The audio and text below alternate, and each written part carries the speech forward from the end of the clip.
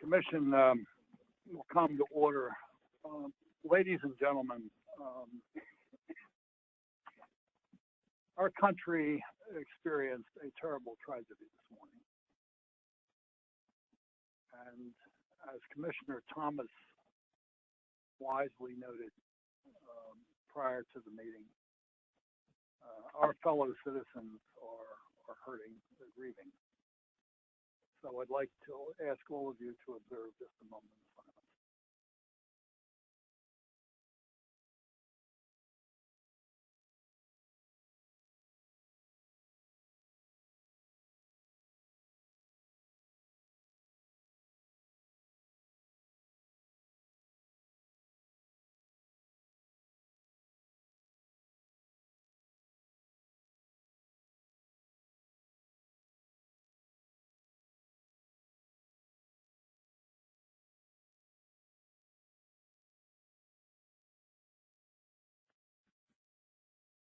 Okay. The first item on our agenda are the minutes. We've had two previous commission meetings, the regularly scheduled meeting of January 18th and a February 5th, 2018 meeting held by teleconference to address the legislation now before the state legislature. We have to consider these separately under the rules. So do I have a motion to approve the January 18th minutes? Second. All those in favor say aye. I need a motion to approve the February 5th teleconference minutes. Do I have a motion? Motion. Second. All those in favor say aye. Aye. None opposed. Okay, commissioners, you have received the written updates from our centers, and you've had the opportunity to look them over and read them. Do any of you commissioners have a question on any of the written updates that you've been provided? Any at all? Ben, you have any additional updates? I'm going to be very brief today. I have several updates, but I'm going to share them with you through an email. I would just note that 5 of our commissioners had nomination hearings in Annapolis on Monday. I understand they all moved out of committee, and those appointments will be acted on by the full Senate tomorrow. Wonderful news. Nobody took the Fifth Amendment, which was a wonderful thing. Kevin McDonald, do you have an announcement, Kevin?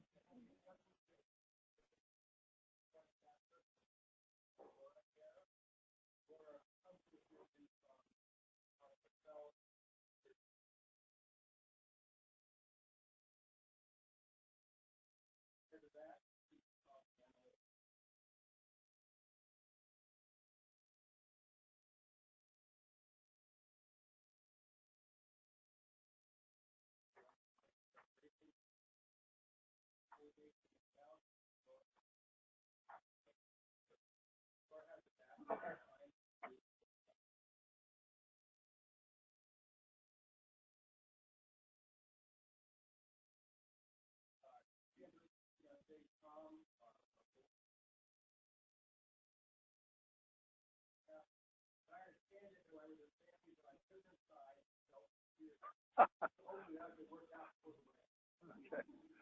Thank you very much. Welcome, Laura. We hope you enjoy your tenure here. Thank you. Okay. The next item is a certificate of need application. Broadmead Incorporated. Broadmead, a continuing care retirement community, is located in Cockeysville. They have applied for a certificate of need to renovate their nursing home, which is currently licensed for 70 beds. Kevin McDonald, the chief of our certificate of need division, is going to present the staff recommendations. Thank you, Kevin. Thank you, and good afternoon.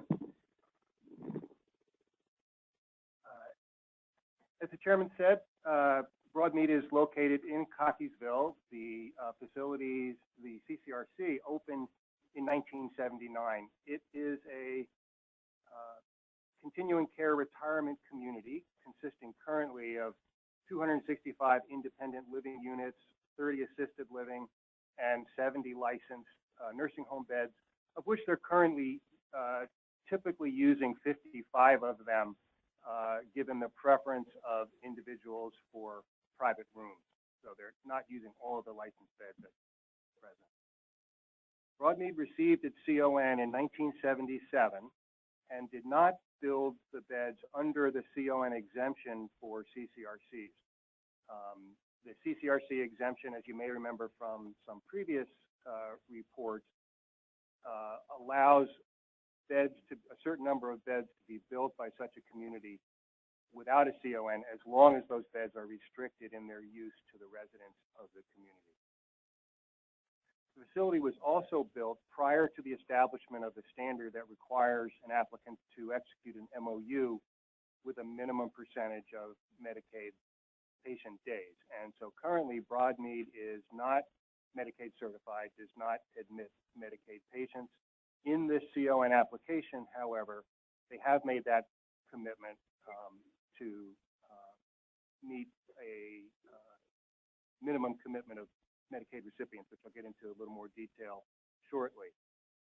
This project is part of a campus-wide renovation that will also add 14 assisted living and 52 independent living units to the campus, as well as a number of other upgrades. However, only the nursing home component of the project is reviewable. And that project would expand and renovate the entire facility. It adds over 1,200 square feet, almost a 50% addition to the current space. It would expand private rooms from 40 to 54 and essentially transform the facility from what they describe as an institutional setting typical of facilities built in the 70s and perhaps early 80s, and transform it into a more home-like facility with established households where different types of patients could be clustered. The total estimated cost for the reviewable part of this project is about $14.7 million. The project will be funded mostly by the sale of bonds, a little over $14.5 million, and then $186,000 in cash. The campus-wide project is about $78.5 million. In the project budget, the estimated application cost, CON application costs, were $50,000 for legal and $25,000 for consulting. I'm not sure if that is what ended up getting spent, but that was what is in the estimate on the application. I'll first talk, as we go into the standards and criteria, I'll first talk about the Medicare participation, because this was sort of the most difficult part of handling this application and how we were going to treat it. As I mentioned, there is a provision in the law for CCRCs to establish a certain number of beds without a CON, if it's reserved exclusively for their residents. That has never been what Broadmead has done, and not what they were proposing to do in this project. Our standard requires an applicant to have Medicaid participation at the jurisdictional average minus 15.5%. In this case, for Baltimore County, that would be 42.6%, which was problematic in an application of this nature. For one thing, their historical and projected use for their residents would be about alone would be about a 68% occupancy. Obviously, the math doesn't work out to meet the minimum Medicaid participation. So we had a number of discussions on how to handle that with the applicant, went back and forth on a couple of different iterations. And we were particularly concerned with getting this right, because it could set a precedent for future CCRC applications of this nature. The applicant projected that their Medicaid occupancy would be 15.4%. And what that essentially is 45% of their projected use of the public bed. So the spirit of the provision, I think, is met by that, and staff agreed that that was the case. But being, very concerned for precedent, an applicant could project something, and they could game the system and project, a higher number of their residence use to end up with a lower MOU. So we wanted to be sure that in setting any precedent here, we made sure we were safeguarding against that. In this case, it wasn't really because there was a concern with what this applicant was presenting. That was well documented. It was just being sure that if this is used as a future precedent, we want to have a solid case there. So we tested their projections against an actuarial report.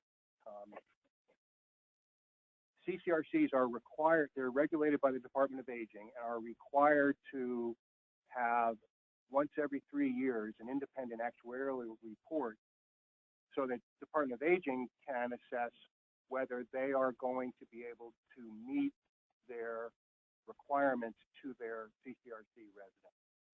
And in this case, Broadmead's actuarial projection showed actually a higher resident use than they were projecting. So, that was very clear that they were not, quote unquote, gaming the projections to get a better Medicaid MOU.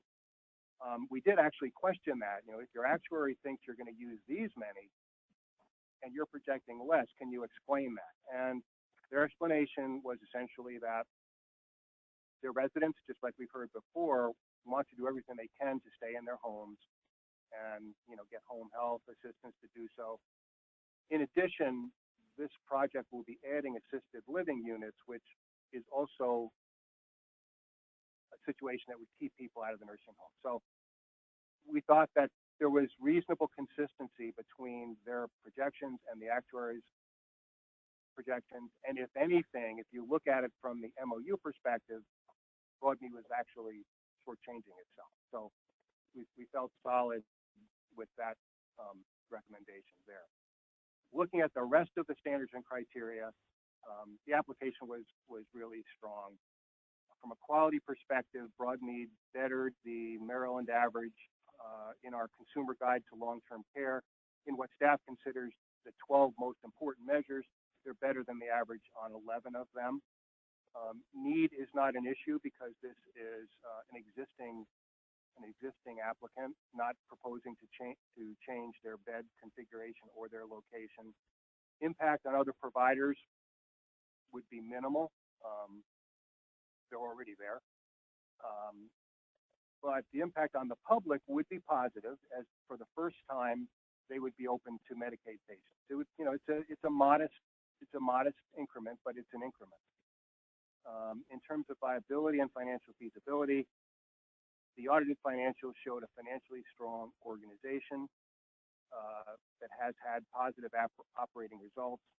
We had a letter from an investment banking firm that was confident that Broadmead could get the adequate funding for the project.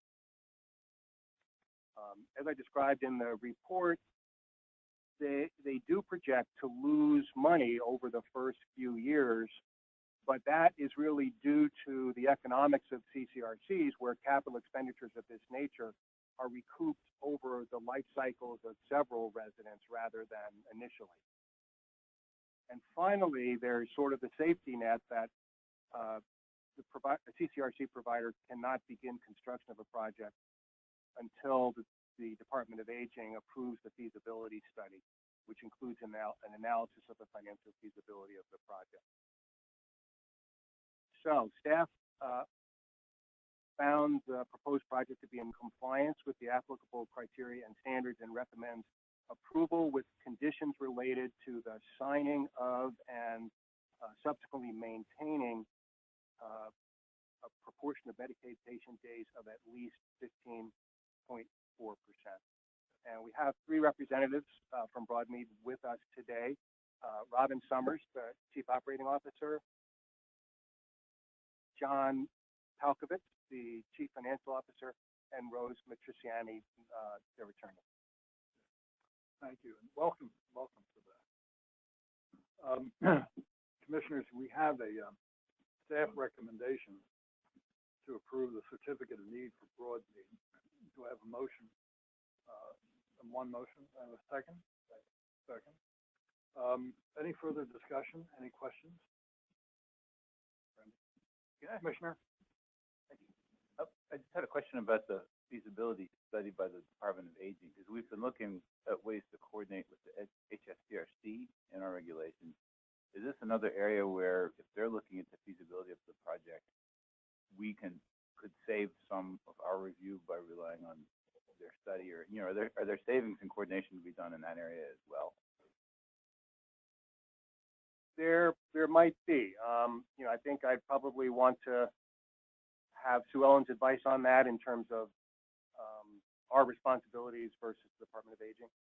Okay. And we did independently look at it ourselves, but I wanted to let you know that that's another set of eyes that would be. Right. Now, and I was thinking it'd probably be good for the commission where we could avoid having the state do two separate reviews and do one in common that First West needs is something to be looking for. And I apologize, it's not actually about this application.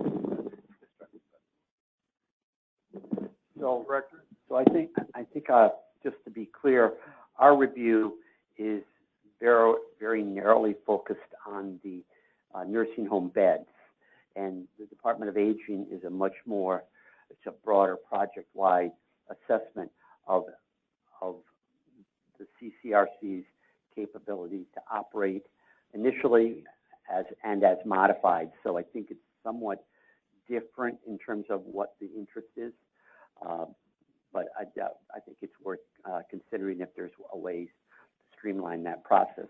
My sense is that they would be reluctant on making the sort of decisions that come before this commission, given their much broader assessment framework. Any further questions? Commissioner Pollack. So I want to congratulate you, as always, on an outstanding report, and both written and oral. But I want to particularly congratulate the staff on finding a pathway to yes here. It seems they came with a different model with regard to their ability, given that facility, to participate in the Medicaid program. And it would have been easy, I think, to come back and say, no, the standard of jurisdictional average minus 15.5% has to apply regardless across the board. And it looks like you went out of your way to work with them to find a pathway to allow that modification to occur. And at the end of the day, there are more Medicaid beds in Baltimore County as a result of what you did than there would have been otherwise. So I appreciate that approach, and I just wanted to note that. Thank you. Commissioner Wine. Just to follow up on what you said, Dr. Pollack, I agree, and I think that obviously you do a great job as always, but it kind of worries me that if you hadn't worked so hard and been so diligent, as you said, it might have been very easy to say no, and that would have been taken away a great benefit from the public and from Medicaid patients. You have Broadmead, who, they've been in Cockeysville for decades. They've been taking care of the public. They exceed 11 out of 12 of their quality measures, and they're very close in the 12th. They have bipartisan support, people, writing in and supporting them. They're doing great. Everyone wants them to be able to expand from 40 to 54. They're not even changing the number of licensed beds. And yet, we have to take extra steps and really find a way to work with them so they can do what they want to do. And this just speaks to me to the CON process in general. That is this the best use of resources? Is this helping the public, or is it providing an obstacle and perhaps blocking the public from accessing this good? That's just a question I like to pose in general to the commission. Any further questions? Okay, the motion has been made and seconded. All those in favor of granting the certificate of need, say aye. Aye. Any opposed? Okay. Congratulations, you have your certificate of need. Thank you very much. The next matter before the commission is the appointment of Dr. Stefan Skina to the Maryland Healthcare Commission Cardiac Services Advisory Committee. Last fall, Dr. John Conti, who was co-chair of the Cardiac Services Advisory Committee, left Johns Hopkins Medicine to take a high-level position at the Penn State Hershey Heart and Vascular Institute in Hershey, Pennsylvania. Dr. Jennifer Lawton, who was the chief of cardiac surgery at Johns Hopkins, temporarily served as the Hopkins representative. Recently, Johns Hopkins Medicine asked that Dr. Skina be the replacement for Dr. Conti. Eileen Fleck, who is the chief of specialized programs here at the commission, is requesting the commission approval of Dr. Skina as the new member of the Cardiac Services Advisory Committee. Thank you very much. Eileen, the floor is yours. Thank you. Good afternoon. Just a small correction. So Dr. Jennifer Lawton had been approved by this commission just recently as the official member, but she did mention that she anticipated having someone else take her place. So it would actually be Dr. Lawton that Dr. Skina is replacing. So I provided you with a brief bio for Dr. Skina. He did recently join Johns Hopkins as an assistant professor of cardiac surgery, and prior to joining Johns Hopkins, he was a assistant professor of cardiac surgery at Washington University. He received a bachelor degree and a medical degree from schools in Italy, and then he also did a fellowship at Washington University in cardiothoracic surgery that he completed in 2008. If there are any questions about him, feel free to ask. Are there any questions at all? For Eileen, anything? No questions? Okay, the issue is the approval of the appointment of Dr. Skina to the Commission's Cardiac Services Advisory Committee. Do I have a motion? Motion? Second? Second. We have a motion. We have a second. All those in favor, say aye. Aye. Any opposed? Okay. Very well. Thank you. Thank you very much, Ms. Fleck. That's wonderful. Okay. The next item is the Health Information Exchange, Privacy and Security of Protected Health Information. Fellow commissioners, this is the proposed permanent regulation. For the past several years, the commission has periodically convened a privacy and security work group to advise the staff on the development of regulations addressing the issue of privacy and the security of information stored through the Health Information Exchange. Last summer, our staff began work on draft regulations that would support this electronic transformation of information. Sensitive health information is involved here. Sensitive health information includes protected health information that would be considered very high risk if it were disclosed, and it's subject to additional federal protection. After the draft regulations were developed earlier, staff solicited comments from various stakeholders in Maryland and then worked with those stakeholders to resolve concerns that we had. Today, Angela Abbott, the Chief of Health Information Exchange, will present the amendments to the state regulations that are going to align Maryland's regulations with the federal regulations and will facilitate the electronic transmission of sensitive health information through the health insurance, or pardon me, the Health Information Exchange, excuse me. Angela, the floor is yours. Thank you. Just as a reminder, law put into effect in 2011 requires the commission to adopt regulations for the privacy and security of PHI exchange through HIEs in the state of Maryland. We, as the chairman mentioned, we are seeking approval for release of the proposed amendments to these regulations. The amendments pertain to sensitive health information and the exchange of that information, and really are aiming to foster and support the exchange of sensitive health information to improve care delivery and coordination, and also to uphold and align with federal and state laws that require this additional granular patient consent. As the chair mentioned, we worked with our HIE policy board, our staff advisory group, to develop the draft regulations. And these are the policies become sort of our framework for the amendments. We had regulations that initially went into effect in March of 2014 and have been twice amended as we continue to work with our policy board.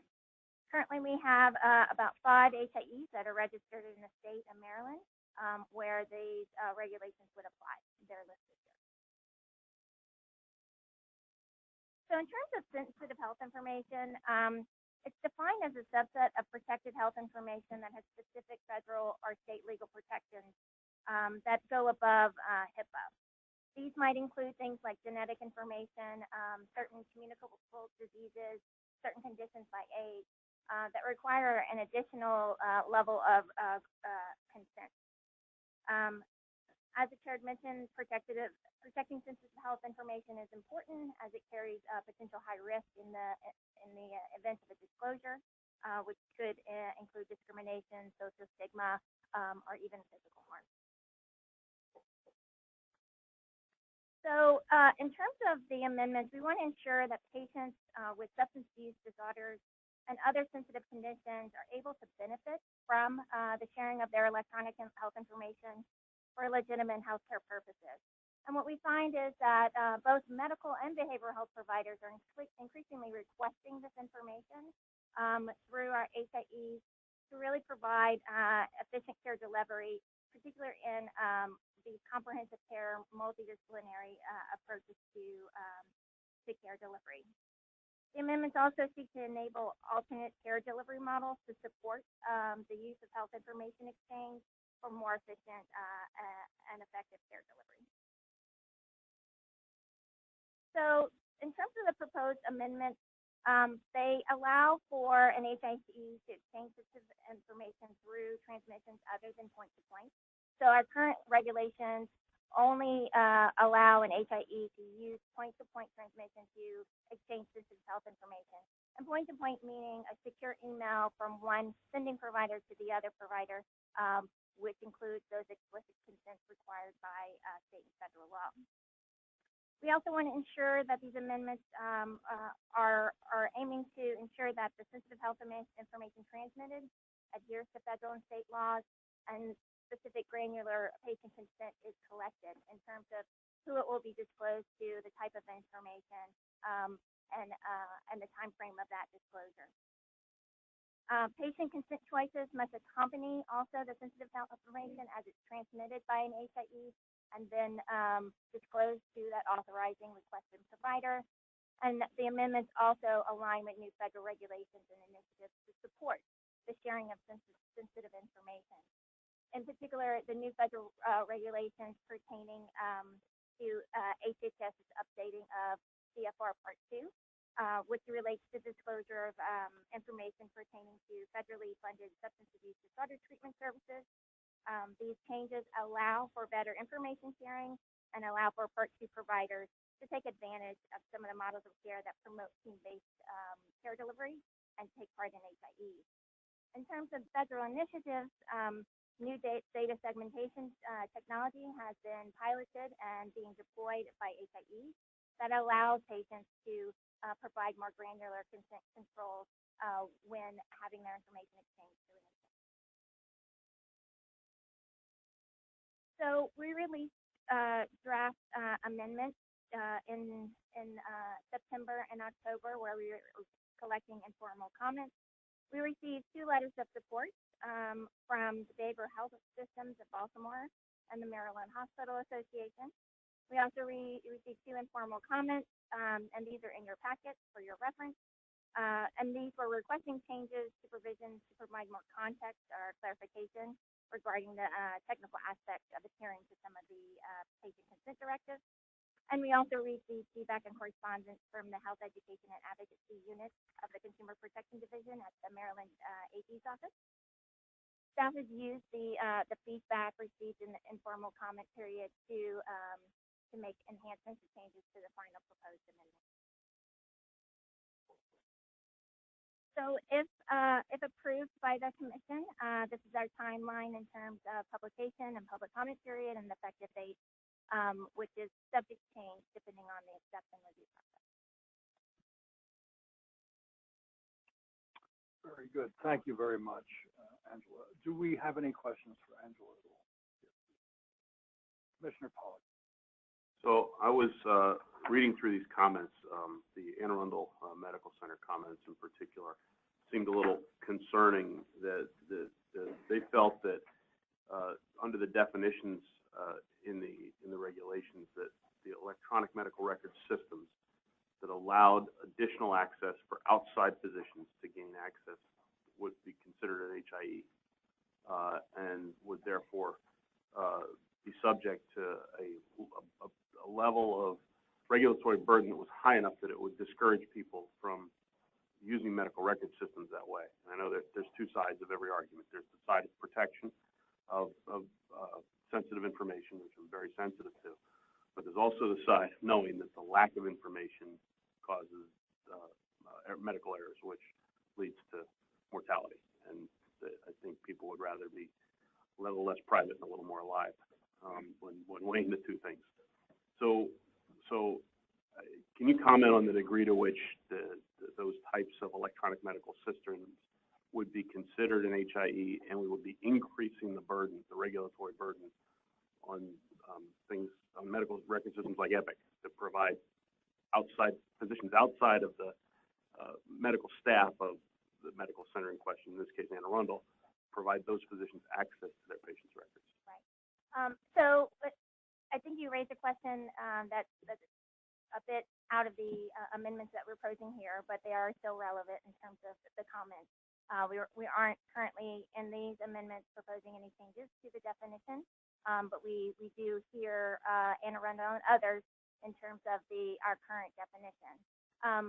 The current definition regulates HIEs where the exchange of information is between providers not under common ownership. So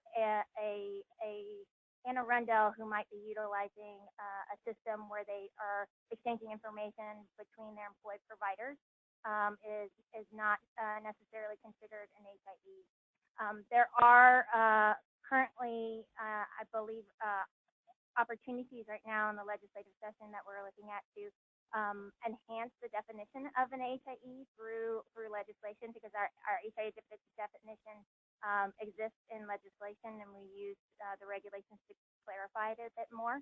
And we've done some investigation in terms of environmental scan on what HIEs are looking like and how they're evolving, particularly in spaces where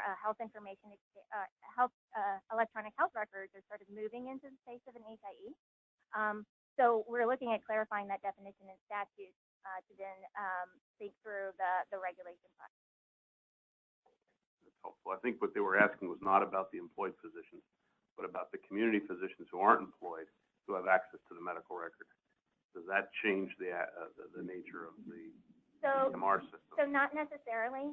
It really depends on the EHR that they're using and how that EHR is exchanging information, and if it sort of fits under our definition of an HIE. At this point, we haven't made a determination in terms of the EHRs that they're using, because we're following the process in terms of changing definitions of that. Thank you. Director Stefan. So, yeah, I think that Dr. Pollak raises an important question, and if we can defer that, because when we discuss legislation, we'll actually talk about the bill that we are working on that I think puts the definition of what an HIE is on a more level standard. So I agree with Angela's remarks and explanation up to this point, but I don't want to leave the commission walking out of here without saying we want to clarify that for everyone. That's excellent. Thank you. Commissioner Sargent. I had the question about the part 2 rules for substance abuse. In January, I'm going to get the date right, in January 3rd of this year, year, they put out a new proposed or a new final rule that became effective like last week, and it tightened up consent requirements and put out some new things that we're care first trying to analyze the impact it has. And I was wondering if we've done an analysis to make sure these regulations aren't affected by that, and they may not be, because we put a lot of, compliance with federal law requirements in here. But have we looked at that and made sure that there are no changes required as a result? Yeah, so we definitely looked at those regulations.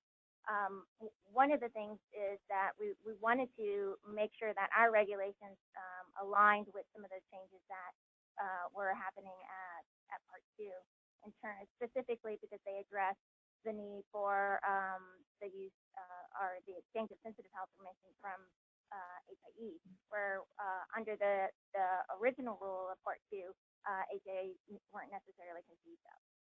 And the granularity of consent we seem to be addressing in here is we're consent with respect to what, but there's definitely not a consent with respect to whom information can be shared. I'm not sure if that's going to be built in.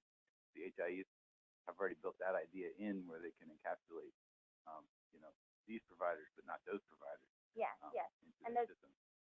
I would be interested in a report from Chris when they've implemented these and what they've done with that. And I think also for the commission, we're going to need to look, or we should be looking as a commission at how this affects the All Payer Claims database. Because from my original look at this, payers may not be able to submit claims data that if you pick up the claim and look at it and it says it's a substance abuse related claim, like reading it on its face, that may not be something that can be submitted to the APTD anymore. So I think we need to, the payers obviously are looking at this issue, but I think we need to look at how that affects the All Payer Claims database. Thank you, Commissioner. Thank you. Very, very good point. Commissioner Thomas. Just briefly, the Mental Health Association of Maryland, at least my reading of their letter was like screaming objection. And I'm wondering if the objection was addressed, maybe inside baseball, but underneath, what is the problem that they're raising that maybe I'm not understanding? are you referring to the letter of support we received from the Behavioral Health? Is that the Mental Health Association of Maryland? They're concerned with Chapter 18. So I don't believe we received Maryland Hospital Association. No. I'm looking at the right thing, Bill? Yeah. Oh. They strongly object to the inclusion of language on page 33, providing for an HIE to receive a, quote, temporary or lifetime exemption from requirements of Chapter 18. Then they go on and describe a little bit more. But it jumped out at me, so I'm wondering, was it addressed and ruled out? Did we agree with this? What happened here? Yeah, so my memory serves me right. We did make changes to that section 09 in terms of an exemption request, where an exemption can only be held for a year, and they must seek renewal and approval of the commission in order to continue with that exemption.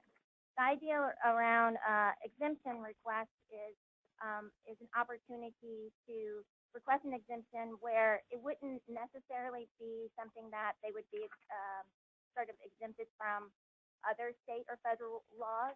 If they had to abide by those, they still would need to. The exemption request is an opportunity to get a temporary exemption on certain provisions of our regulations that where we wouldn't want to sort of hinder an HIE's opportunity to be part of the market. So, for example, if we require a certain provision in the regulations where an HIE needed to implement certain technology or standards, and they weren't able to reach that within maybe a 12-month period, depending on how the regulation might be spelled out, we would give them a potential exemption depending on their justification in order to meet that at a later date. Thank you. So if I could, Commissioner. Yes, Director. so on page 35, it's now not 33, but on page 35, 34 and 35, the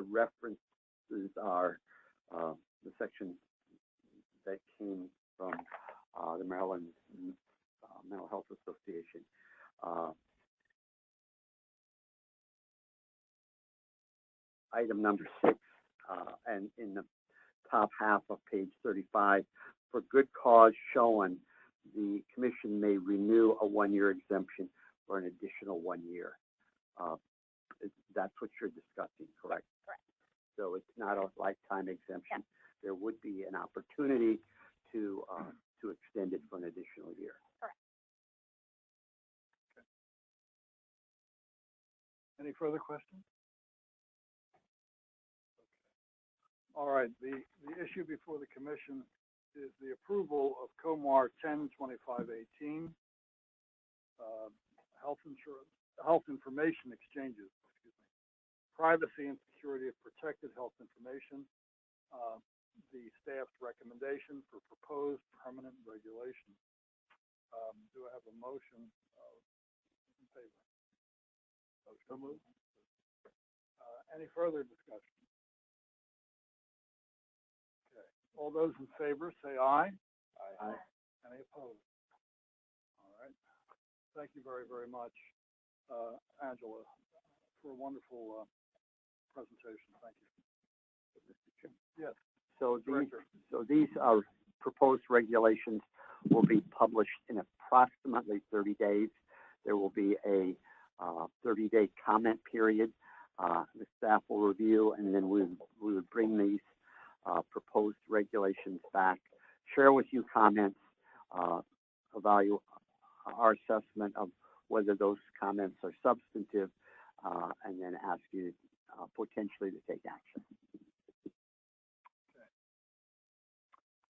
The next item is the state recognition of an electronic advance directed service. It's action on Comar 101519. What we are being asked to consider here are the final regulations. Last summer, the commission adopted proposed permanent regulations regarding state recognition of services that use cloud-based technology to support the use of electronic advance directives, while at the same time assuring the vital and important protection of consumers' information. Nikki Majewski, is that right? I got it right this time? Yep. I can be taught. Thank you. Chief of Health Information Technology will present the regulations for final action by the commission. Nikki, go ahead. Thank you. Good afternoon, Mr. Chairman and Commissioners. So MHCC, in collaboration with the Department of Health, are required to develop an advanced directives program statewide. MHCC is specifically tasked with a state recognition component, which I'll be explaining later. The aim is to expand use of cloud-based technology for the creation and accessibility of electronic advance directives. The purpose today is to present to you a recommendation to adopt Comar 102519 as a final regulation. For historical context, this work began after the General Assembly passed 2 bills in recent legislative sessions, and staff began working with stakeholders in the fall of 2016, and their feedback was considered in developing the draft regulations and criteria for state recognition.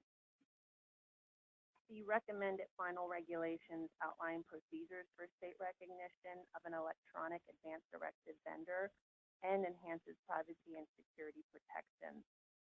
Key components of the regulations include the process for developing the criteria for state recognition, application processes at initial, once first received and renewal, contesting a denial of state recognition, the protocols for the sale, merger, or lease of a vendor, and then investigating or revoking state recognition. The regulations were presented before you back in June, the proposed regulations, and then they were posted in the Maryland Register in December. We received 4 comments in support of the regulations. So we asked that the commission, we recommend they adopt these regulations as final. If they're approved, it'll be posted in the Maryland Register on March 2nd with an expected final date of March 12th. And simultaneously, we'll be posting in the register the draft criteria for state recognition. Nikki, thank you very much for the presentation. I have a very strong interest in this, and I think a lot of other commissioners do too. You're really addressing, at least on one level, this whole problem of end-of-life care. And, you know, looking into the literature on this, it seems that while there's broad agreement, understanding in the population that families should have sometimes very difficult and sensitive conversations about these kinds of questions, nevertheless, while there's a widespread understanding that that should be the case, only about, I think, 1/3 of people have some kind of advanced planning or advanced directive. My question to you is this. We are taking this action here today to finalize regulations that have been under discussion for many months. Let me ask you this. Are other states, to the best of your knowledge, doing anything quite like this? So no, this is pretty innovative in the space of connecting an electronic vendor to an HIE. A lot of registries exist in states, but they're primarily paper-based, and then they file them away like Right. they would at home, and then they're still not accessible when they really need them and Right. they are. Right. So this is pretty new.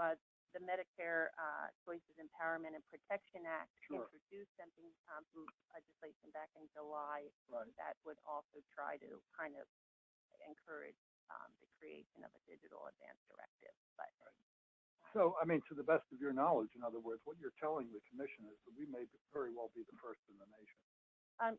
to many, yeah. Mhm. I would like, I mean, I don't want, and you got a lot to do, but when you have an opportunity, I would like you to communicate with the commission whether or not that is in fact true.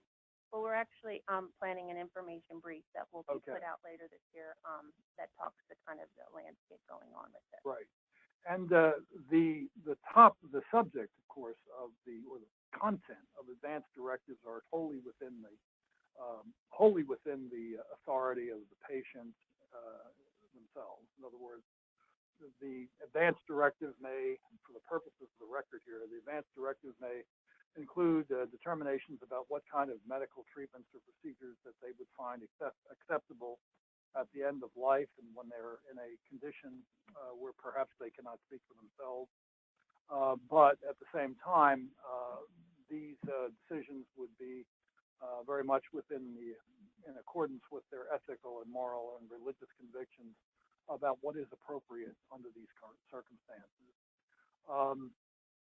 I think, I mean, just based on from what you have said and the work of the commission over the past several months in this area, I think this is a very significant development as a contribution to the general welfare of the public by the Maryland Healthcare Commission. And I just think that's why I would like, a follow-up on this, because I know that there's a lot of discussion about this for obvious reasons. We have a rapidly aging population. We have medical technology that can prolong life, and we have reams and reams of data showing that most Americans in a very, very difficult circumstance do not necessarily want to resort to heroic or extraordinary means at the end of their lives. And there is a huge moral and religious consensus that sort of thing is not necessary. So you're touching upon a very, very big issue here.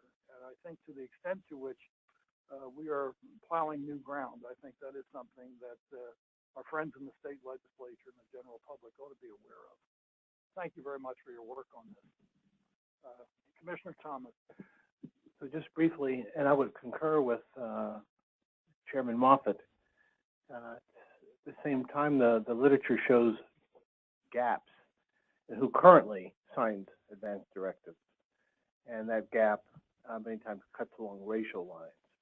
In fact, if you look at African Americans in particular, it's in those end-of-life situations where they're expending the most heroic efforts, many times out of fear or mistrust. And so I think that these advancements as we get into electronic versions is to make sure that we're not leaving groups out in terms of education about these resources. is there any educational component that accompanies this in general, and one that specifically reaches out to those populations that have historically been resistant to advanced directives? So there is, like I said, we are tasked with the component for the state recognition program. The other part of that is an education and outreach program that the department is in charge of. They've started some preliminary efforts about the value of having an advanced care planning conversation with some faith-based organizations, and then phase 2, they'll be targeting more groups to go ahead and create one. But I'm not really sure their general approach, but I'd be happy to take your recommendation back and share it with them. And that there should be something explicit for those populations that have historically been resistant, especially racial and ethnic minority groups. Absolutely. Sure thing. Commissioner, yes, Commissioner Sargent? So I noticed that 3/4 of the commentators asked us to make our criteria for awarding recognition available for comment, public comment by the end of 2018, if not before, using conspicuously similar phrasing. What is our timeline? I mean, are we going to have our criteria out for public comment by the end of 2018? No, the criteria has been drafted, and it will be published with the regs in the Maryland Register on March 2nd. And there will be about a 30-day comment period. So we're way ahead with that. Great. Yes. So, yeah, there was 2 bills, and we kind of got started on the work way back, almost 2 years ago. Thank you. Any further questions? Any further? I would just like to follow up on the point that Commissioner Thomas made. I think that outreach here is important to explain to people exactly in very plain language what we are doing. I would strongly urge outreach to the Black and the minority community in this area, and I'm talking about the leadership of the Black and minority community. I would spend some time with the Black pastors. I would also get involved with outreach to some certain religious institutions in the state of Maryland, including the Catholic Archbishop and some of the leading Protestant and Jewish leaders, to explain why we are doing what we are doing and how this can be a positive contribution to the quality of life at the end of life. And we really, I think, have an opportunity here to do a very, very, very, very positive thing. And we shouldn't blow the opportunity. I think outreach here is really important. People don't read regulations with their morning coffee. I think we have to go beyond that. So, but thank you very, very much. Any further questions? Yes, Director. So, yeah, I want to thank Nikki for a very clear but concise presentation today. It's important to emphasize that this legislation really assigned roles to MHCC as well as the department, but set aside a common pool of funds, which is a redeployment, at least initially, of the funds that had not been used from the spinal injury fund to finance both the funding for the electronic registries that would become certified, as well as for the outreach efforts that the department would largely take the lead on. So after the fund bill was passed in 2017, in this year's BRFA, we learned that the spinal injury funds for 2018 had been redeployed for a new purpose for 2018. It's our understanding that the funds that would remain in the spinal injury fund for 2019 are still reserved for this initiative, but we want to move forward with it to, I guess, to use the technical term, putting dibs on those funds for this work, both from the standpoint of establishing the registry framework as well as outreach, so that unused funds are rarely unused for very long, and therefore we want to move forward with appropriate speed to make sure that everyone knows this is being taken. We do have important collaborators in Howard County, where former Commissioner Schneider, among others, is working to raise awareness with residents of that jurisdiction, but to Commissioner Thomas's and Commissioner Moffitt's point, I think we obviously recognize more needs to be done among other communities in Maryland, and we'll see that to the extent we can play a role in that, we will do so. To the extent we can engage others, we will also do so. Thank you very much, Mr. Director. Are there any further questions at all for Nikki Majewski? Any? Okay, the action before the commission is to approve COMAR 10-1519, state recognition of an electronic advanced directive service, and these are for the final regulations. Do I have a motion to approve? Motion and a second. All those in favor say aye. Aye. Any opposed? Very good. Thank you very much, Nikki. A wonderful job. Thank you.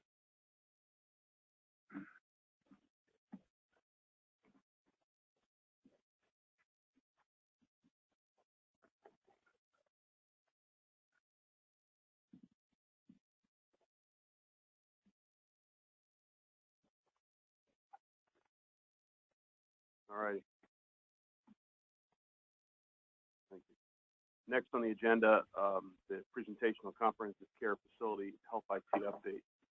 The use of health IT in nursing homes has the potential to improve transitions of care, support care coordination, and simplify medication reconciliation for patients who typically present with complex chronic conditions. Until recently, adoption of electronic health records in nursing homes has been slow because of limited options and the fact that nursing homes have never been eligible for the federal EHR subsidy. Eva Lenore, Program Manager for the Center for Health Information Technology and Innovative Care Delivery, will provide an update on the health IT diffusion among nursing homes. Welcome. Thank you. Good afternoon, Commissioners. So in the last few years, adoption of health information technology has grown among comprehensive care facilities. And but as you mentioned, they have struggled to expand to the same extent as other healthcare providers, largely due to their ineligibility to participate in the federal EHR adoption incentive program. However, health IT has the potential to provide more comprehensive patient care in CCS through improved transitions of care, care coordination, and medication reconciliation. We analyzed the MHCC annual long-term care survey data, which was collected from all CCS operating in the state from 2013 through 2016, which is about 229 CCS. And we assessed it in order to find out more about health IT adoption trends, including electronic health records, health information exchange, and telehealth. The information is intended to inform stakeholders on CCS health IT capabilities and potential opportunities for increasing the diffusion of health IT.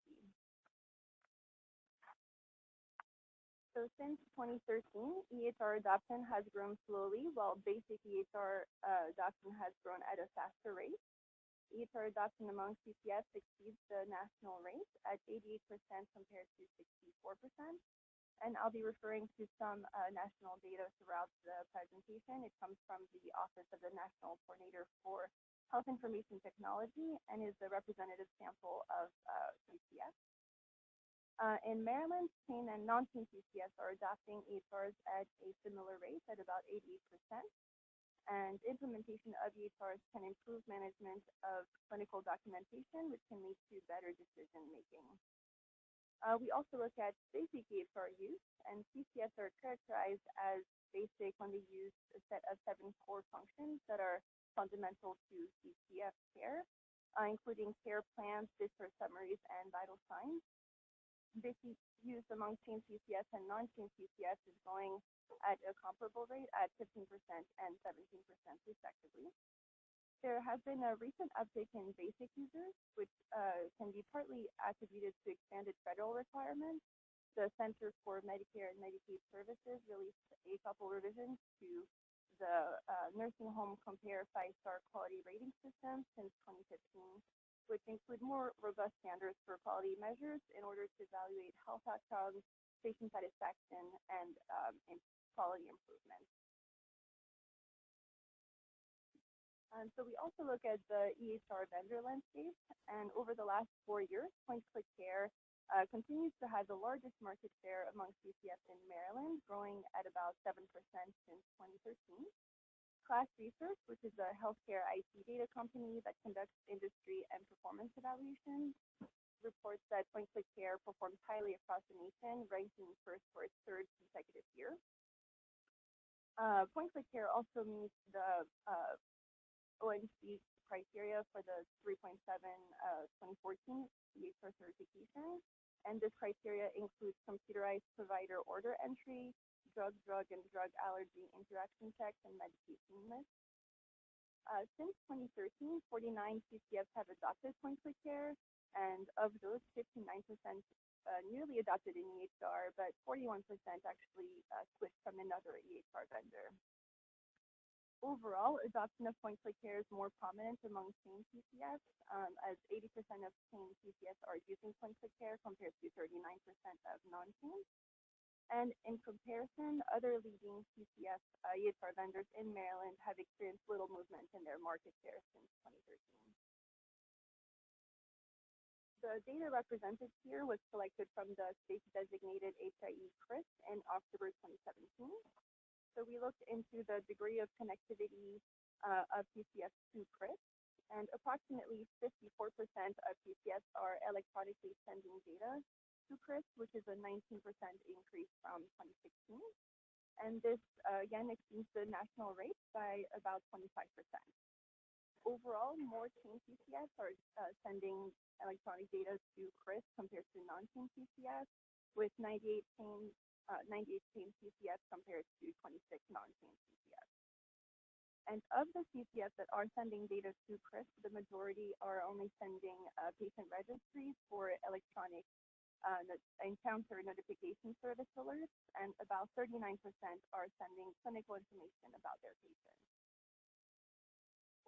And so we also looked at HIE activity in terms of accessing an HIE, and this data represents any HIE at the time, so not just CRIS. However, CCFs are generally accessing CRIS more often, about 60% compared to other HIEs, and most often through the query portal. Accessing an HIE occurs more frequently in chain CCFs. They have experienced a 24% increase from 2014 through 2016.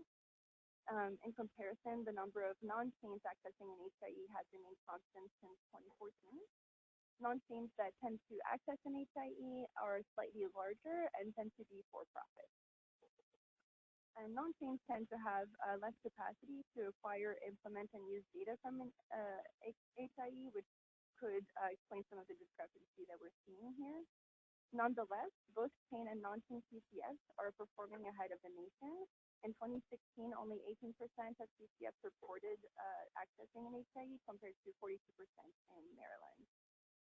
And HIE connectivity is important as it enables the timely access to up-to-date information, which is critical in preventing avoidable transitions of care and improving continuity of care for patients. And lastly, we looked into telehealth adoption in Maryland CCF, and as of 2016, telehealth adoption remains low at around 7%.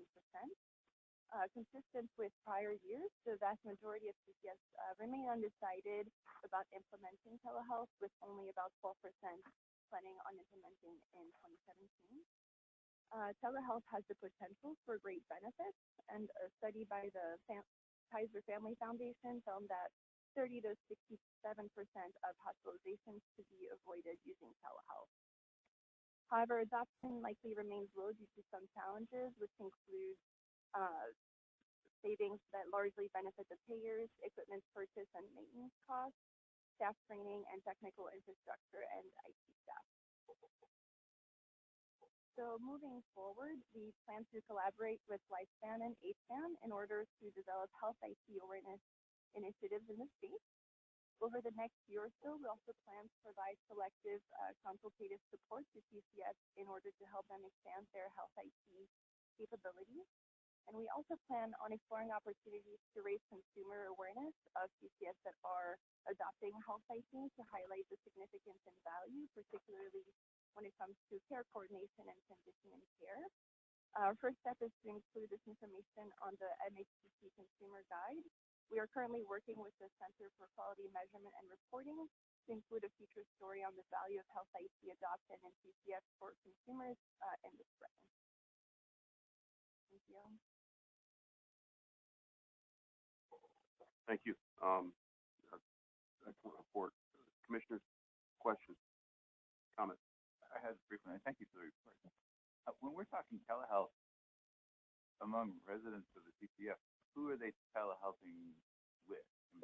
People within their own facility or people in the community, or how does that work? So there's not always a physician on staff at all times. Sometimes it's only once a week that a physician comes. And so they would be using telehealth to consult with a physician. And so that way it could help in providing more rapid interventions when they're needed and potentially avoid a hospitalization. And are we going to be looking down the line on the HIE? I know we sort of are sort of measuring activity, but are we looking at what the activity, what they're doing with that, or with the records again through the HIE? Are there special uses that CCF have, maybe that hospitals don't, or, you know, shows the quality of the activity? Is there anything we're thinking of doing in the future? Right. So I guess right now our data remains a little bit limited. We try to update the survey when we can to ask a bit more specific questions that now that things are progressing, to make sure that we stay up to date. And so that's something that we can definitely look into in the future. And I think that'll probably get better results as their use matures. Right. Definitely. Thank you. Other comments? Director.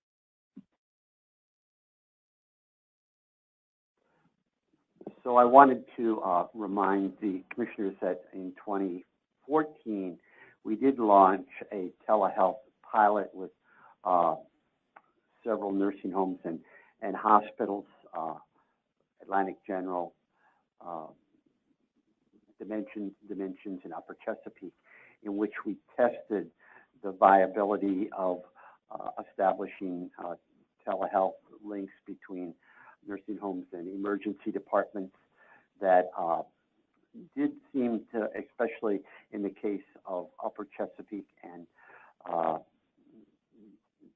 at that time Dimensions, Prince George's Hospital Center, seemed to offer some credibility. That has, in the case of Upper Chesapeake, I believe, with Lorien, continued in Prince George's and Wicomico County. That has not continued. One of the challenges, as Ava noted, was that some of these savings, in the case of that particular demonstration, largely go to the hospitals as they're able to avoid readmissions if this is working effectively. A broader challenge that we have to think about going forward is how we provide incentives to nursing homes to align with the incentives that exist for hospitals today. That will be a major effort on the part of the state, working with these organizations if we hope to succeed in the next phase of the model. I would just add that there is substantial incentives for nursing homes to participate in this type of activity to improve the quality of the care that they're delivering and to improve their quality scores and to decrease their readmission rates. And it sort of directly links to those hospital incentives because the hospitals are taking a very careful look now at with whom they partner with regard to nursing homes. And obviously, at the end of the day, patients have choice with regard to where they go to nursing homes, but hospitals have a lot of influence in terms of where they refer patients. And referring patients to facilities that have low readmission rates is tremendously of interest to the hospital. So if the facilities can demonstrate that through the EHR they're developing processes that decrease their readmission rates and increase the quality of the care. There's incentive for the hospitals to refer them. Just adopting the EHR is not enough. It's adopting the EHR and then adopting processes that allow them to improve that quality of care. And I'm sure there are ways that we can take a look at that and find that. But at the end of the day, it's interesting to find out who's adopting the EHR. It's very interesting to take a look at hospital readmission rates for short-term stays in nursing homes, and then to link those two pieces of information. In other words, is there a relationship between the adoption of an EHR and the hospital readmission rate?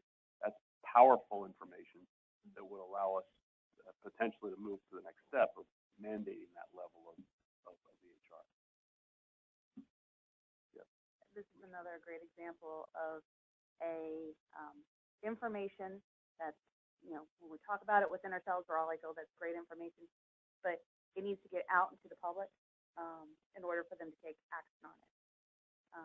If I was looking for a place where to put my mother, if I had to put her into a nursing home, one that had a telehealth program that was actively working, that didn't have a large admissions to hospitals, would be one of those deciding factors from a consumer standpoint. So that doesn't help us unless we get it out into the public realm that this is an option when you're considering advanced care to look forward to. That's it. Thank you very much.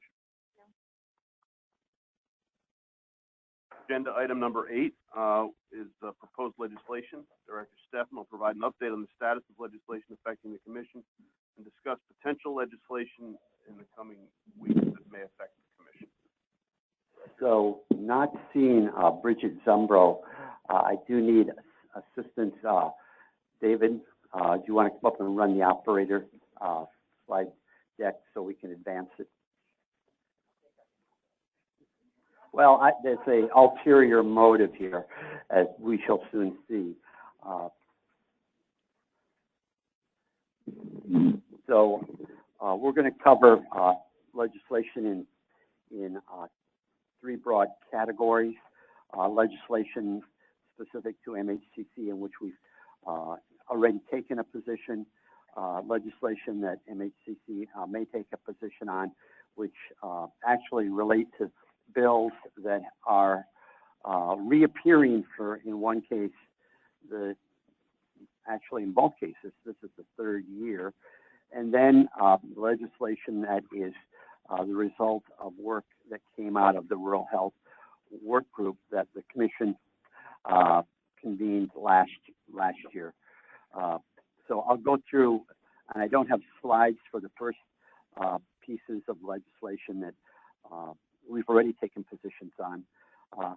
Senate Bill 13, which was sponsored by Senator Rosapep in the House. I don't have the cross-reference, but Delegate Pina Melnick in the House, Senator Rosapep in the Senate offered the same bill that would take advantage of basically processes that are already implemented between dispensers and the state regarding submission of controlled substance information that goes into the Prescription Drug Monitoring Program. The vision was that more information could be routed through CRISP that could then be shared with eligible practitioners for monitoring and medication reconciliation. That bill had a hearing in both the House version and the House, of course, Senate bill in the Senate. There were problems cited. It looks like that will be pushed to a work group over the interim, and we don't expect that to move this session. Not absolutely stop, but the momentum on this is pretty limited. Senate Bill 17, which we talked about earlier, which changes the definition of health information exchanges, broadens it to really provide a consistent definition for those that are facilitating the exchange of information between practitioners and other healthcare providers. This would expand expand the definition to include not only organizations such as CRISP and CRISP-like regional HIEs, but also encompass entities such as SureScripts and Epic when they are facilitating information and behaving like an HIE in the exchange of information across healthcare systems. That bill had a favorable hearing in the Senate. I believe it's now passed out of the Senate. There's no cross-file in the House, but it is slated for hearing in the House, and it has broad support from providers, from CRISP and David Care First, and we think it has a reasonable chance of passing. No further action is anticipated on the part of the staff, but to the point that Dr. Pollack raised earlier, it does broaden the definition and would encompass Epic and other EHRs that are now taking on the functionality of an HIE. Chris argued very forcefully for this, in part for two reasons. First, they thought there should be parity in terms of the types of regulatory oversight that applied, and two, absent that regulatory consistency, their fears were that a data breach at one of these other entities would significantly compromise the ability to expand the use of EHR information, HIE information, as consumers hearing about breaches would opt out of these types of information exchanges going forward. We have not heard, Epic specifically has not objected to this. SureScripts, who even absent this regulation had come to us, and you had accredited or recognized as a HIE, did provide some input, but did not oppose the legislation. The third bill in which the Commission took an active position of support, Senate Bill 266, requiring the study of African American and rural infant mortality, I believe has now passed out of the, at least was being put forward with a favorable position out of Senate Finance. The hearing is scheduled in HGO later this month, on Tuesday. We would request for the Commission that we send the same letter of support that we had used in the Senate Finance Committee. That contains one amendment which gives the Commission additional time to complete the study. It does have a significant fiscal note associated with it because we believe we would have to hire a contractor to assist us with the scope of that effort. Senate Bill 234 and House Bill 596, which is the Interstate Medical Compact Licensure Bill. No action the hearing has taken place in the Senate. In that hearing, I understand there was concern voiced by the Board of Physicians. I understand they have quite a list of amendments no action has been taken in the Senate. A hearing is scheduled in HGO. We would propose to send our same letter of information, which outlines certainly the advantages of this type of arrangement, but emphasizes the need to protect some key information sources as well.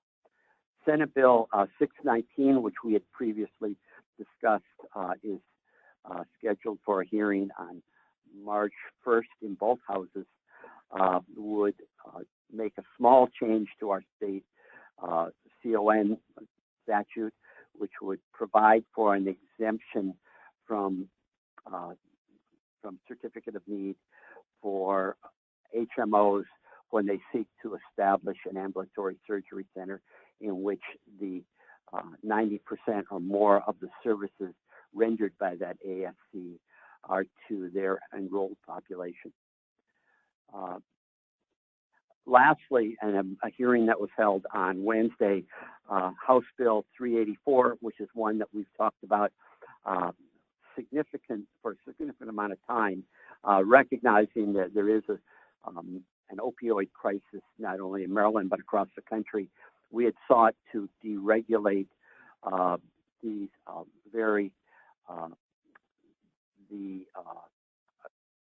drug treatment centers that are really treating patients at the top of the spectrum. These are ASM 3.7 WM and 3.7 and 3.7 WM, which is withdrawal management in an inpatient setting. We had a hearing on that on Wednesday. It generally generated significant concern on the part of HGO that we were asked if we were not moving too precipitously, given the commission has also been told to broadly study CON through this CON task force. The commission staff, President, both Mr. Parker and I, pointed out that the task force function was really to link to the study of how CON aligned with the new hospital models underway now and planned to begin in 2020. But I think the committee was very reluctant to consider action as they heard from some of the facilities that have most recently received CONs from MHCC, that this would pose a significant risk to the public first, and secondly, was unfair because they had to go through a CON process previously. My frank assessment is that that we are going to have to consider this as part of a broader CON reform next year. I think there's very significant reluctance on the part of HGO to move this bill, given the concerns that were voiced by some of the substance treatment vendors that are working in this space, both from the standpoint of unsavory entrance into the Maryland market. They are quick to point out experience in California, Florida. We are quick to point out that many of this unsavory entrants are actually at the lower levels of treatment. The ASM actually has a continuum from 0 to 4, and much of the abuse is at lower levels of complexity. But I think, given the nature of the crisis, given the complexity of the issue, that it probably is going to take some time to digest this issue. Certainly, another added effect is that this year, the General Assembly is looking at more bills than they've ever looked at least looked at recently in my memory, and there's not much time to hold work groups to tinker and refine bills that have raised issues with this constituency or that constituency. We haven't given up completely, but I think the chances are, given the nature of the workload in the House and Senate, where they're now already holding hearings for 5 days, typically it's 3 days of hearings. So that's my frank assessment of this bill. I'm interested in other comments on this too, but it just seems that we've asked the Wolves about the security systems to the hen house. And that's who's weighed in with regard to this bill. I understand there are some unsavory characters in the substance abuse facilities world. There are also some unsavory characters, if you can imagine, in the drug addiction world. And there are people dying in the state every day from drug addiction, and this is not something that can just wait another year for us to lower the bar. Is there an opportunity for us to weigh in very, very specifically with the legislature on this issue? I mean, I don't know. I'd like to get the sense of the commissioners around the table here, but I don't look at it as a benign decision to delay this for another year, based on the testimony of people who are highly conflicted in the matter. other comments? Does anybody feel that somehow we have a certificate of need program here that is doing more good than harm in the substance abuse facilities world? Well, let me say that maybe people know a lot more depth than I do, but your observation is a good one. Who takes time to respond? And so then my question is, if the call was put out there, why wasn't there more diversity in the response? And whose responsibility is it to kind of stimulate, ensure that we have a broader range of views in that regard? By simply putting it out and waiting, we get what we get. And there are people like the ones who respond. That's what they do. So they're highly conflicted. They've got an interest in responding the way they did. So just keeping it open longer is no guarantee we'll get more diversity in response. But whose responsibility is it to get that word out more broadly? So I think that the commission staff did work with applicants. We have 3 applicants that have sent us letters of intent to establish new 3.7 drug treatment facilities. They indicated they were going to attend and participate. One did not appear. Much to our surprise, another applicant who indicated they would appear appeared in opposition to the bill. So I think it's somewhat something happened, and the Association of Addiction Treatment did weigh in on that. I think we are not giving up, as I said, but we're looking for avenues. I think that we also have to consider that our relationship, we do have avenues to address this, and I'm looking at ways that we can accelerate the approval process consistent with the state health plan for substance abuse for this year to deal with these 3 applications. But I think that my sense was that the committee was concerned that we were moving too quickly, given what in their view the magnitude of the change we were proposing. So that's where I think it stands right now. I think the complexity is that the workload of the committees is so great that coming back and revisiting things is a little difficult. The magnitude of the opioid addiction problem is pretty great also. I'll just leave it at that. I mean, I don't know how we can forget that a regulatory burden has an effect on the lives of people every day. Absolutely. And I mean, I think one of the things to keep in mind that along the continuum, the only segment of CON review that we have is for this one quadrant segment, the advanced medically managed inpatient care. So altogether, there are 18 in the state. We've approved 3 additional ones that are coming online. Unfortunately, those 3 will not take Medicaid. The 3 that are in process, 2 of the 3 would participate in the Medicaid program, which is a positive sign. So we'll look for opportunities, but I think when a chairman voices a view that you need to work on this more and build consensus, we need to consider that advice pretty frankly. I might, it's sort of what I'm hearing is you guys all kind of like, it's not that we're conceding anything. We've come in and just sort of making a judgment that the best way to proceed to get what we want is to take this delay and build this consensus. Like, we're not giving up anything. We're not giving up on this at all. I think that we have to, and oftentimes, just what this teaches me, what this teaches all of you, as we consider a broader CON reform going forward, that it's going to take not only having the right answers, but the right coalition of individuals with us that see some things that may seem logical to us and obvious are going to generate significant resistance.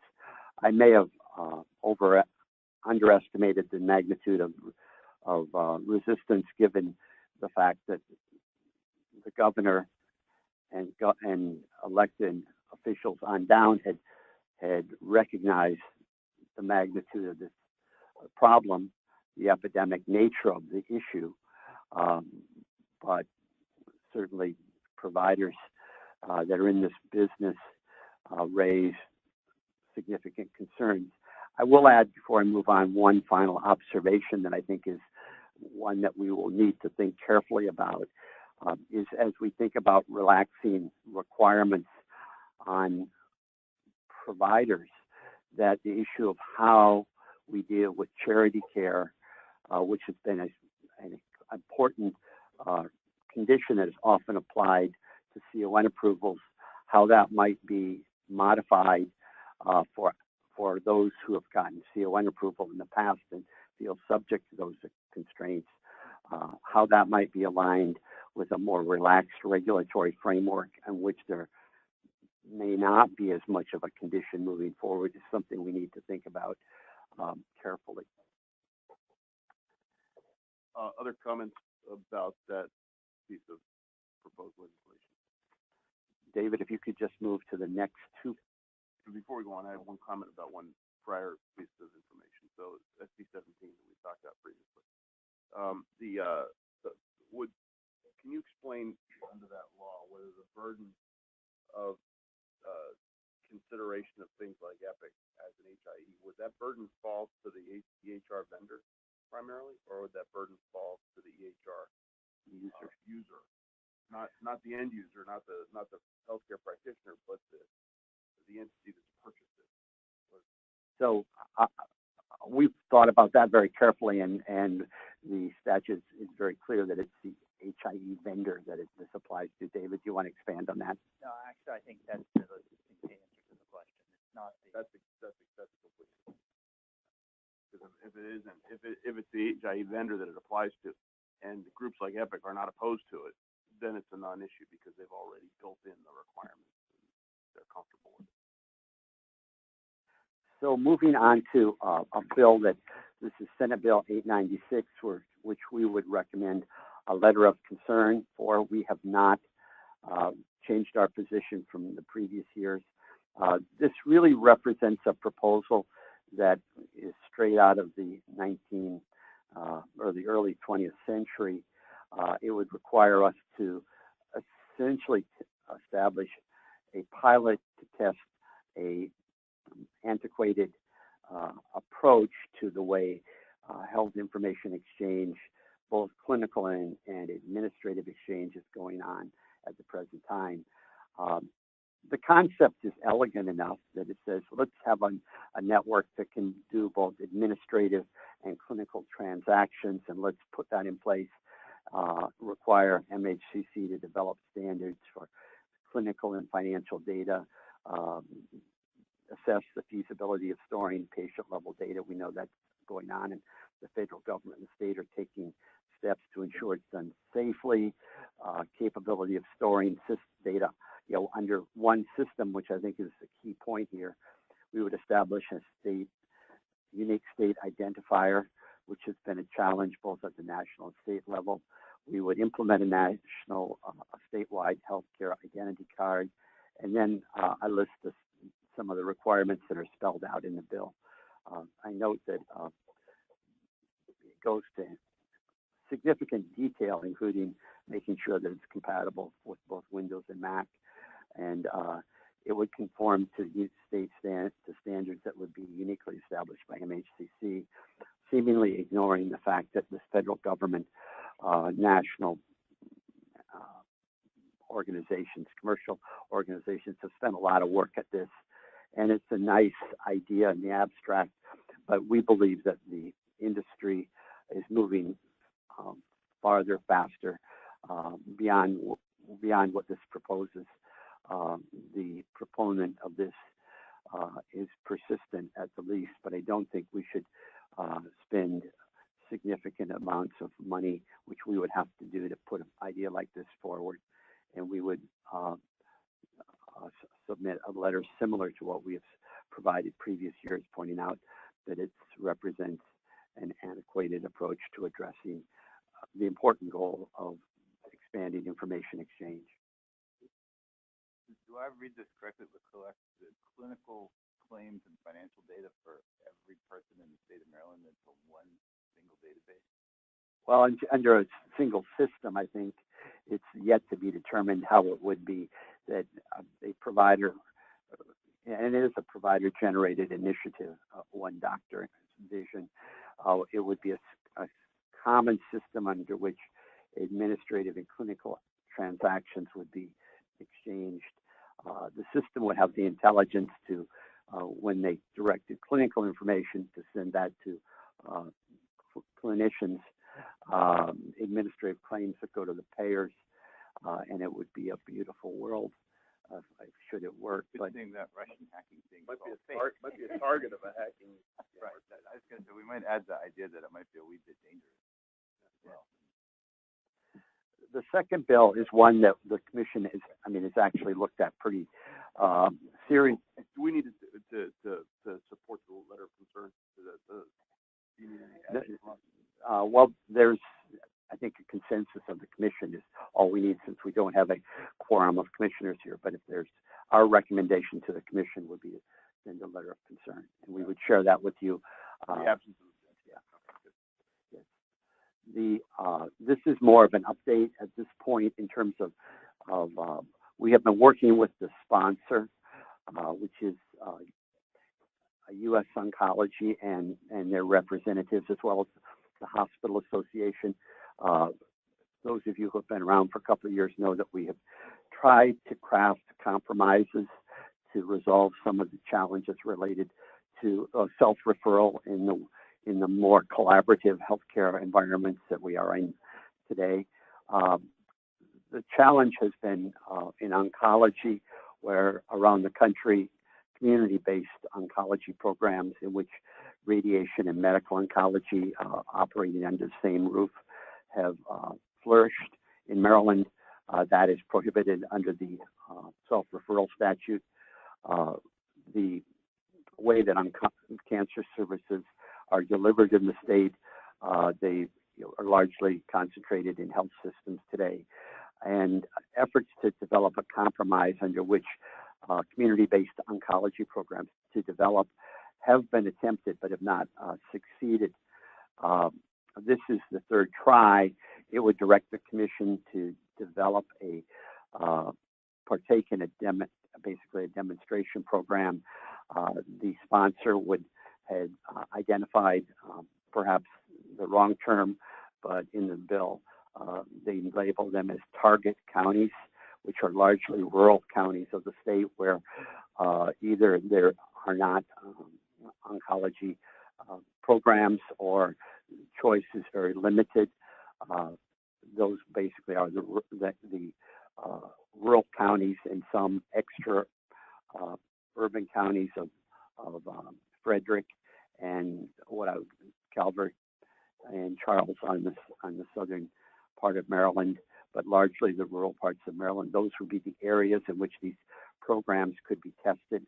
MHCC would select the applicants and establish the standards for the programs, monitor the programs, develop, review the results, establish programs of improvement if there were deficiencies. Unfortunately, we don't have the authority to throw a program out if they repeatedly could not conform to standards, which would be strike me as a deficiency. We also are limited to selecting only one program per county, which would mean a CON-like process, but one in which maybe the endpoint is more broader access to this important care. In the previous years, we have supported this with amendment. The hearings for this are scheduled for March.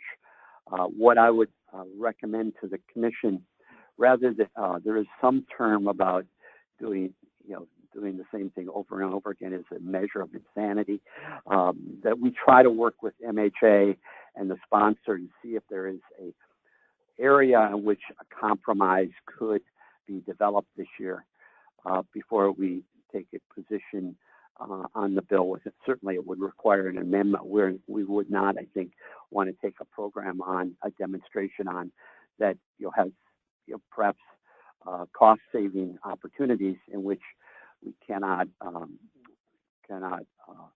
eliminate an applicant if they're not really meeting the requirements of the program. But instead of doing that at this stage, I think we should try, with the commission's agreement, to try to work further compromise between the various parties to this situation. I would note that the chair of Senate Finance, Senator Middleton, did ask HSCRC to study the credibility of community-based oncology programs with a report due in, I believe it's May of 2018.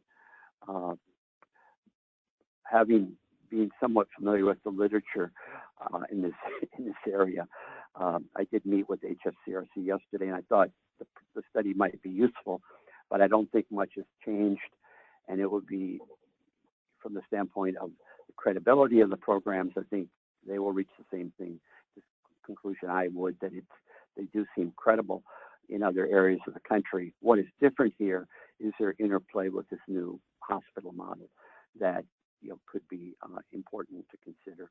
So I'll pause here. Our recommendation is to continue to work and come back to you with a position when it's clear what a bill would look like that would have some prospect for passage. So, we've commented in the past on this. We've taken pretty strong positions. In fact, last year, Aaron Dorian and I spent a Saturday morning in HGO discussing this, with a core of hospital representatives opposing it. It did pass out of the House overwhelmingly. It did get a favorable review in economic matters in the Senate, but it never got a vote. It was strongly opposed by Senate leadership. So halfway doesn't count in legislation. So I think we need to think about how we can be helpful. Was it Senate Finance that it came out of? It was out. It wasn't heard in Senate Finance. If it had been heard in Senate Finance, I'm not sure it would have gotten out. But it was heard in, I believe, environmental and economic matters. Senator Conway's committee. Senator Conway strongly supports the bill. So, and Senator Middleton supposes? I believe so. Yes. I don't want to speak for him, but since I don't think he's taken a position, but since he wrote the letter suggesting further study, one might suspect that. Yeah. The previous versions that we supported, were they all sort of like what we're seeing now, that has the program we're monitoring, or was there an earlier version where we just approved we agreed with the change to the self-referral law to allow these practices? The demonstration project. The previous ones were even more complex, but they gave certainly the fact that we cannot eliminate a community-based oncology program that is failing is a fatal flaw from the standpoint, I think, of the commission, that we would need an amendment minimally to fix that, so we have the authority to really oversee the program. Or it's clear that somebody in healthcare quality has the ability to oversee the program and eliminate it if it's failing in some way, shape, or form. I think that's obvious. But is there a hearing on this schedule, Diane? So before our next meeting? Yeah. Well, we will have to have a Monday morning meeting to discuss this to come bring. Can we circulate our last note, our last letter on this? I will be happy to circulate our last letter, as well as related material on the credibility of community-based programs. This goes into a lot of different issues in healthcare today, including the 340B programs, the owner who owns advanced technology equipment, the near accelerators that are needed. So it's not it's a pretty complex issue.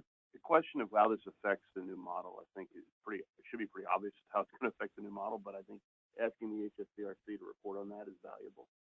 But I also think that while, it's not always clear to us why individual members of the legislature may oppose something or not oppose it, I think it's valuable for us to be on the record with our thoughts on this issue. I think staff has been outstanding in collating our thoughts and getting them together, and I think we should not be wallflowers with regard to this particular issue. If we have a strong feeling, we should say so. It's okay for us to disagree at times with others. Yes, I respect your position. I think that's the right one to have. I think we should not, but if the bill has a hearing, we should take a position. Hopefully it will be a more favorable recipe. The next one, David, if you could move up, represents the first, there are two bills that are coming out of the legislature that spun off of work that we had done, and really pointing out that these are recommendations that we have supported because they were part of the Rural Work Group recommendations. Senate Bill 682, is medical assistance programs and health insurance coverage for EMS providers, coverage and reimbursement. This is sponsored by Senator Middleton and the ranking member of the House Senate Finance Committee, Senator Hershey. And it was discussed in the World Work Group, albeit maybe not as completely as I would have liked. And under current law, EMS can only bill when they transport a patient to the hospital.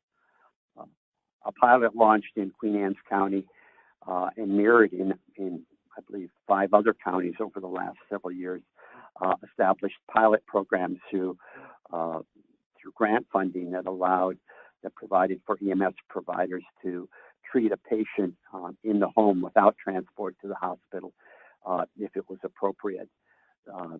A study done by MIMS did seem to show that there were promising results as it oftentimes eliminated a unneeded EMS, an ambulance transport.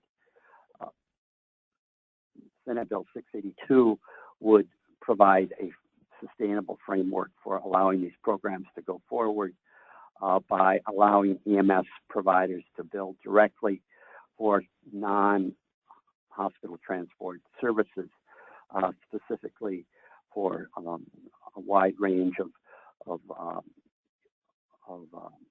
preventive and therapeutic care, as well as allowing the EMS provider in appropriate situations to transfer a patient to an urgent care facility if that was the most appropriate site of treatment for a patient. I think that we heard from Dr. Ciatola and others the benefits of the program. It was popular in rural areas, but it's not only in rural areas that it could be feasible. Montgomery County has also, as I understand it, implemented a program.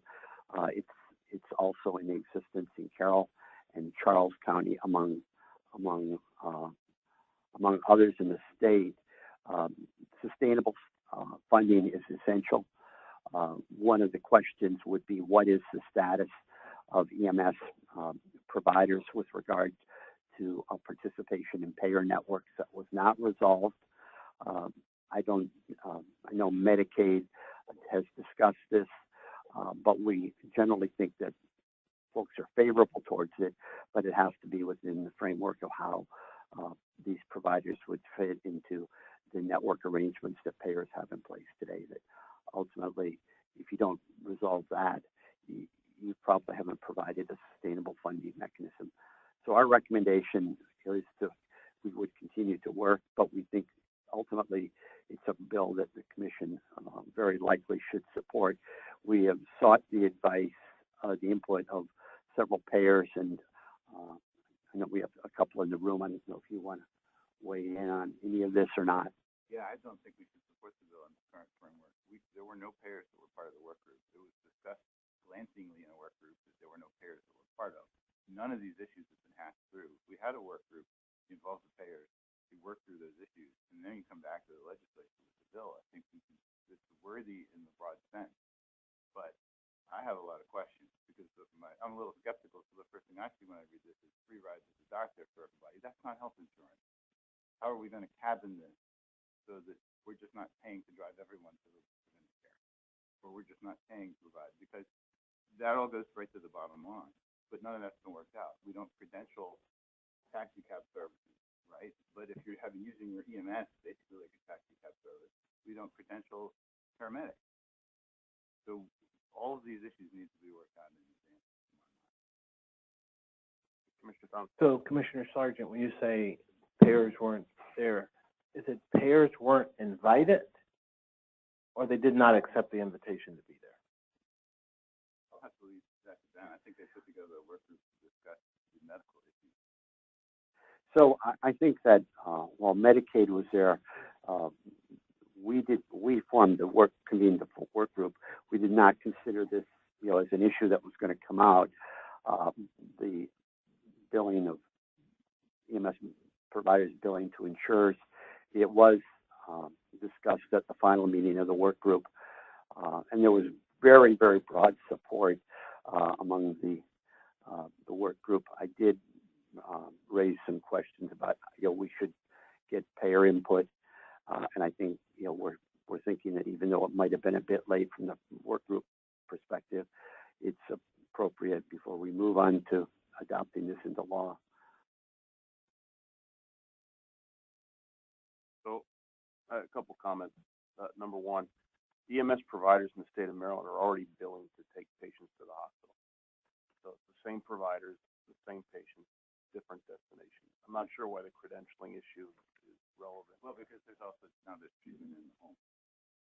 But they're already billing for that treatment. It's just a different destination. So the same providers are already billing for the same patient. So there's multiple things going on in the build-up. There's treatment in the home, and they're transporting patients to places. And you're right, in an emergency, they're transporting people to the hospital in an emergency. That's not. We're also transporting patients to the hospital in non-emergency situations on a regular basis. So by saying no to this, all you're doing is getting more of these patients to be transported to the hospital and increasing the total cost. Because right now you're still getting called to the house from an EMS perspective. So your choices are to leave the patient there without treatment, which is not a choice, or take the patient to the hospital right now. And if you take the patient to the hospital, you can bill for it. And if you take the patient to somewhere else, you can't bill for it.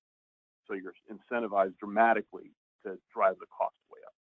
So I'm not following that particular argument very well, because it doesn't really work at the ground level. I don't feel that it's incumbent on me sitting here today to make every argument and hash out exactly how it should be paid for and how the credentialing should be done and whether they should be on our network. That was something that has not been done. Right. And the appropriate people in the payer community who know those things can bring the discussion to the table. So I think those are all good points that should be discussed in the relevant forum where folks get to have their say. And I think this piece of legislation is something to done.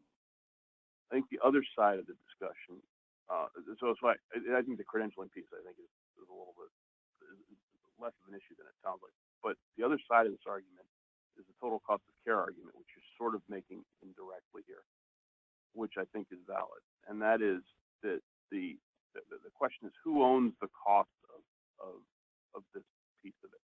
Under total cost of care, I think the HSCRC might argue that that's included in the GBR model, and that the hospitals ought to be paying for the care that's being provided, and that EMS providing it and being paid for it separately is additive to the total cost of care. So I guess in developing our response to it, I'd be very interested in the HSCRC's assessment of this whole thing. Because I don't know. It may be that the model demonstrates that you actually decrease costs in the model because you take patients to a lower cost setting rather than taking them to the hospital, even though you're paying for the transport. And the model may be the opposite, that it increases the total cost of care.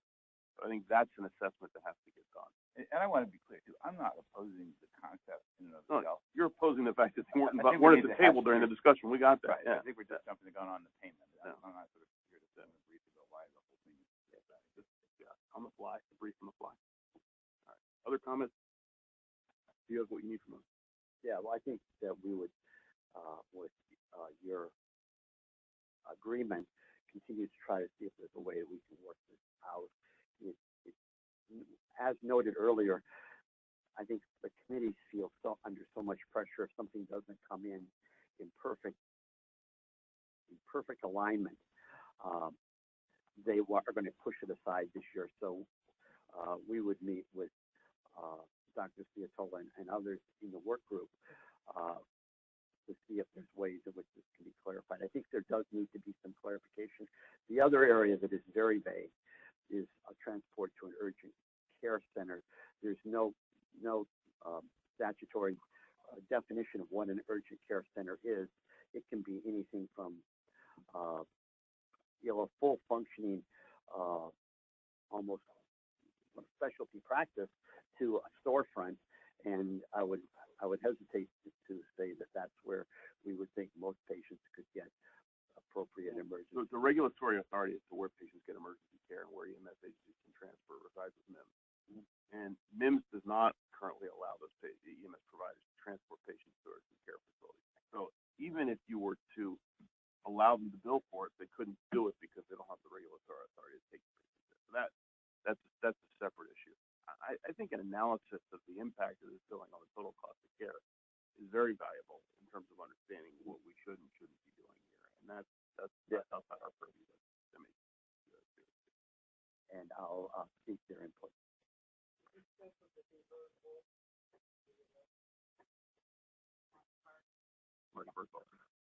Second thing I would note is that there's a similar bill in Congress right now looking at the ability to bill Medicare or for these other types of visits, and it looks that the feedback I've received on that one has been very positive, and that there might be that piece of legislation and following the federal legislation rather than leading the federal legislation might make more sense. And it might be that it can simply we give ourselves enough time to work out all the kinks in this, like this, to have it implemented in on July 1 seems rushed. But if we gave ourselves a year to work out the regulatory challenges that have to be resolved, and gave the various agencies a year to figure this out, might be a middle ground that could be a framework for compromise. But I think, Dr. Ciatola and others showed strong evidence that this works. I think, and I'm not, I don't think I'm compromising Commissioner Sargent by saying Carol Bush and Shore Health stood behind the Queen Anne's original pilot, that they see merit in it. But, it's all in the details of how this works. Merit in the pilot and merit in the billing model are not the same thing. So the second bill is another bill that will come out of the Rural Health Work Group, again sponsored by Senator Middleton and the ranking member Senator Hershey. This would establish a regional planning collaborative composed of up to 35 members that would develop plans for establishing community-based ambulatory healthcare complexes on the Eastern Shore. The complexes would really be focused on bringing care closer to patients. As I think everyone knows here, the rural healthcare system is struggling, and we pride ourselves in saying, Maryland's doing better than the rest of the country because the all-payer model does a little bit better than the model that's available elsewhere, which is largely framed on this concept of critical access hospitals. But the input from rural communities, which really, we should be doing a lot better than what's offered nationally. And the concept of this collaborative group that would be meet to decide where ambulatory complexes could be established was one that generated a lot of support from within the work group. This would formalize it in statute, 35 members, but really directed by a 12-member executive committee, including 5 county health officers in the respective counties, CEOs from both Shore Health and Anne Arundel Medical would participate, as well as representatives from the primary and specialty care community.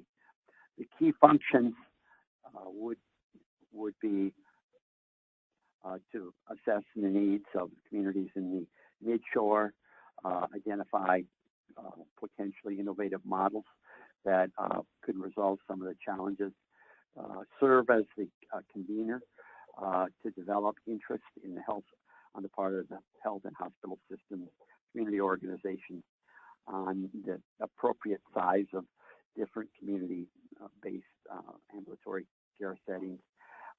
It's important that they would not build them, but they would build consensus among the community and support from the systems in establishing them. They would not themselves have the resources to establish them. They would then work with the secretary to develop a recommendation that the state would support the development of a respective complex, which does signify that the state would provide some amount of support, at least to get a ambulatory complex going. And it's a ambitious bill. If you read it carefully, it does harken back to an earlier age in health planning, one that I think our planners are also busy working, that they have left the room, but one in which government was thought to play a central role. That was, the federal government really got out of this arena in the 1980s. And I think this establishes it more on a community-based platform, that there seems to be strong interest on the part of the communities involved. It does address some of the challenges I've seen around the country, and not just in Maryland. This is a challenge everywhere, where often health systems are making decisions, but getting communities involved is a challenge, even given best efforts. So I think this might be a way to at least consider whether this would work by trying it in one region of the state, providing some seed funding to test it, and really allowing us to make some judgment on whether it would work or not. So I remember when the newspaper stories broke that led to the creation of the Rural Health Work Group. Now that work's been done, and now we're seeing legislation. So if anyone wonders how we can move the needle, here's one example. My question, is there a fiscal note on this bill? There is a fiscal note. I have not looked at it myself. Ballpark amount? I believe that the funding initially would come from the Community Health Resources Commission, but I think about $500,000 for the first 2 years was what was put on this bill. There would be no, Bridget? There's no fiscal note on the bill there, so I misspoke. There is talk about some funding from the Community Health Resources Commission, but no level has been placed on it. But at some point there will be. There will have to be. Yeah. Okay. There will have to be. Do we, when we support or recommend support, the whole fiscal is just completely separate, or do we also make recommendations in that regard? Well, if it's a bill in which we have to make a financial commitment, we would provide a number. If it's a bill we are supporting, but we are not financially responsible, we typically don't question what has been projected by another state agency, say too much or not enough. And the work group did not address the work group did not address either the source or magnitude of funding. Thank you. Can I just ask a question, from my understanding of what we mean by a complex? Is this providers get together and they build a building that they have their offices in? So that's a very good question, and the work group chose the complex because in some ways the thinking was that it needed to be somewhat abstract, because it would vary across rural communities, in which it basically would be a set of services that would be appropriate to address the needs of that community, given the population size, the mix of health needs that population had. But it was when you decomposed it, in some very small communities, it may be nothing more than a primary care service at a EMS facility, populated several days a week by a primary care provider.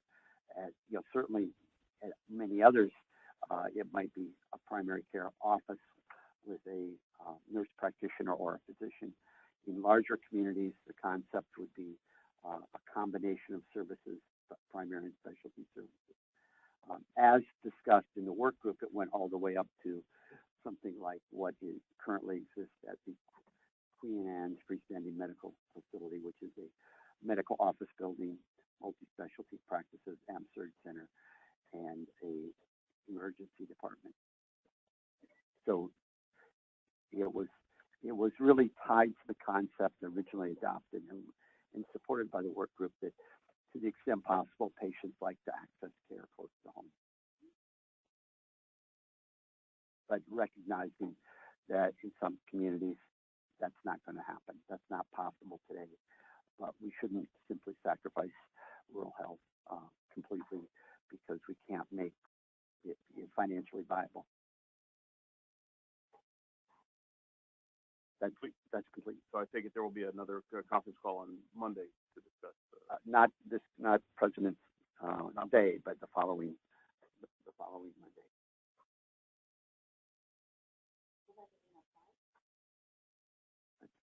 Diane, you're the calendar. That'll be the 26th, and March 1st is Thursday. So that'll be Monday to Thursday you have. Yeah, we will. So I think we would like to try to get the on the bills that will be heard on March 1st, which are these two bills. We would try to share with you that on the 23rd, if possible, and get if there's consensus, or if it's the chairman's opinion, we have a meeting on Monday, we do so. Otherwise, if he believes there's consensus, we can do it via email. Very good. All righty. Thank you. Thank you, Commissioner. Thank you, David.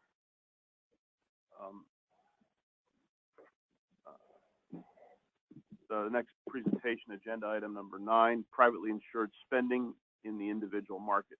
Each spring, the Commission releases a report on spending for the privately insured. This year, MHCC is providing an early release of information on the individual market as concerns about affordability have increased. Ken Yates-Trotman, Chief of All Payer Claims Database, will present information on spending and utilization by individuals covered through the individual market product, purchased on the health insurance exchange and off the exchange. Ken, thank you. Thank you very much, Commissioner.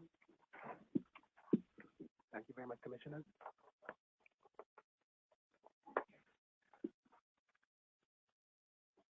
There has been a significant decrease in overall. A little louder, Ken. Pardon? A little louder. There has been a significant deceleration in overall health care spending growth in the individual market for 2016.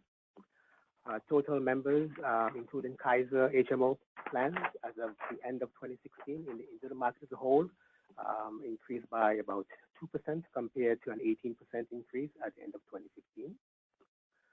Total PMPM spending for all services combined in the individual market, excluding Kaiser, grew less in 2016, up about 12% than in 2015, which had a large increase of 35% at the time. PMPM growth in 2016 for all services categories was driven by increases in utilization, except for physician supply drugs, which spending growth was due to unit cost increases. On-exchange membership, including Kaiser, as of the end of 2016, was about 8% higher than a year ago.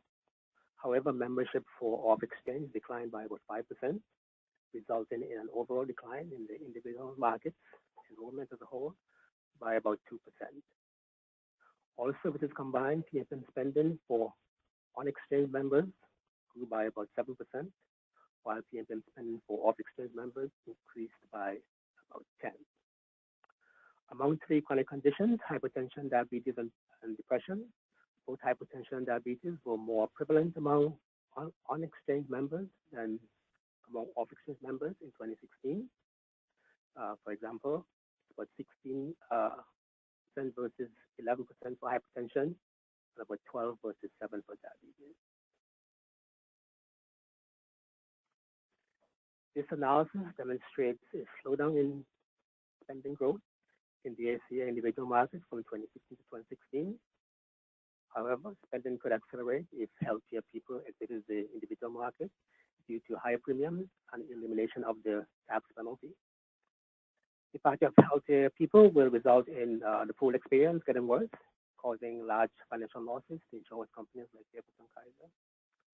Initially, individuals covered through the off-exchange market will bear the brunt of the rise in premium increases, since those members do not have access to federal subsidies and will pay the full premium cost.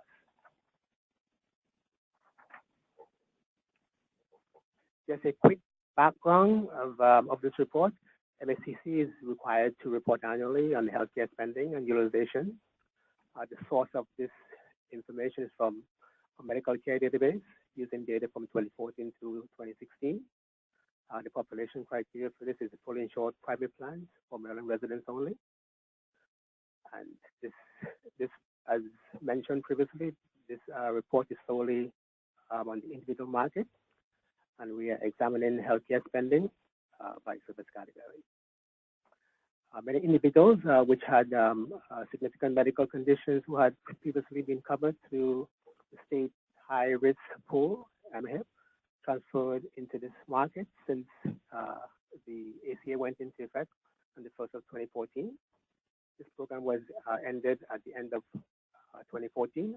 Also, many individuals who did not have health insurance before, prior to 2014, also entered the market in years 2014 through 2016 as a result of the health insurance expansion due to the ACA enactment. Looking at membership at the end of the year for the market as a whole, we see that membership increased by about 18% from 2014 to 2015, but took a slight dip in 2016, moving down by about 2%. This exhibit shows PMPM spending by service category for the market as a whole from 2014 to 2016. And more importantly, this exhibit show the slowdown in growth of PMPM spending and the components that really support. If you look at the very first line, PMPM spending for all services combined, it was 35% increase in 2015 and down to 12% in 2016. That's about a 23 percentage point drop. Looking at the components that were supported those that slowdown, you see that the inpatient hospital facility was 46% in 2015 increase, down to about 10% in 2016. That was 36-point drop. Also, we see that the professional services at 17 in 2015, down to 7% growth. Lab and imaging services was 18% increase in 2015, down to a negative 5%. And physician supply drugs was at 57% in 2015, down to about 27.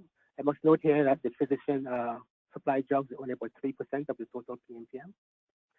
And last but not least, the prescription drug, which had the largest drop, it was at 77% increase in 2015, down to about 17% in 2016. That's a 60-point drop.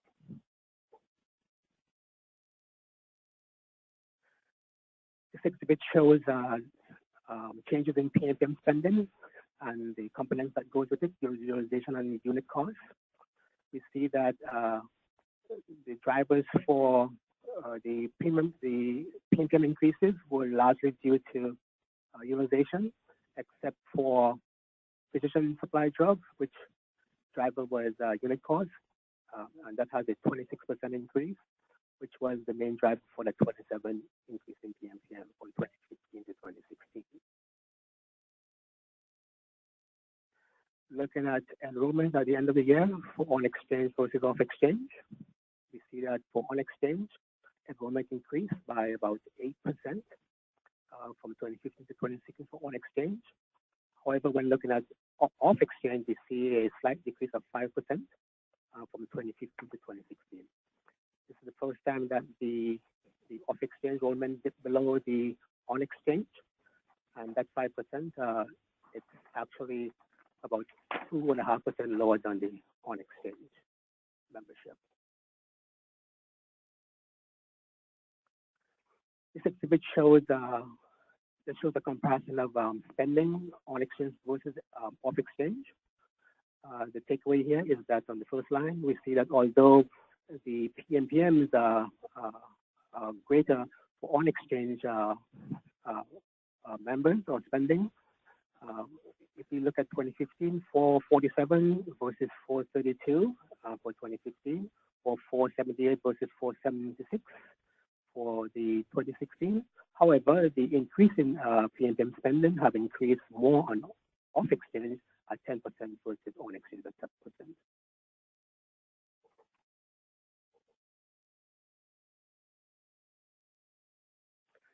Looking at the prevalence for selected chronic conditions, we see looking at the total market as a whole and also the exchange comparison, we see that hypertension and diabetes were more prevalent for on-exchange than off-exchange for 2016 at about 15.6 for hypertension versus 10.7, and for diabetes at about 12 versus 7 for on-exchange versus off-exchange. Looking at the market as a whole, we see that hypertension and depression were somewhat stable from 2015 to 2016. For hypertension, we see it was about 12.7% to 12.9%, and we see for depression, staying flat about 4.6 down to 4.2. However, diabetes increased from about 8.4 to 9.4, moving up with an upward trend from 6% in 2014.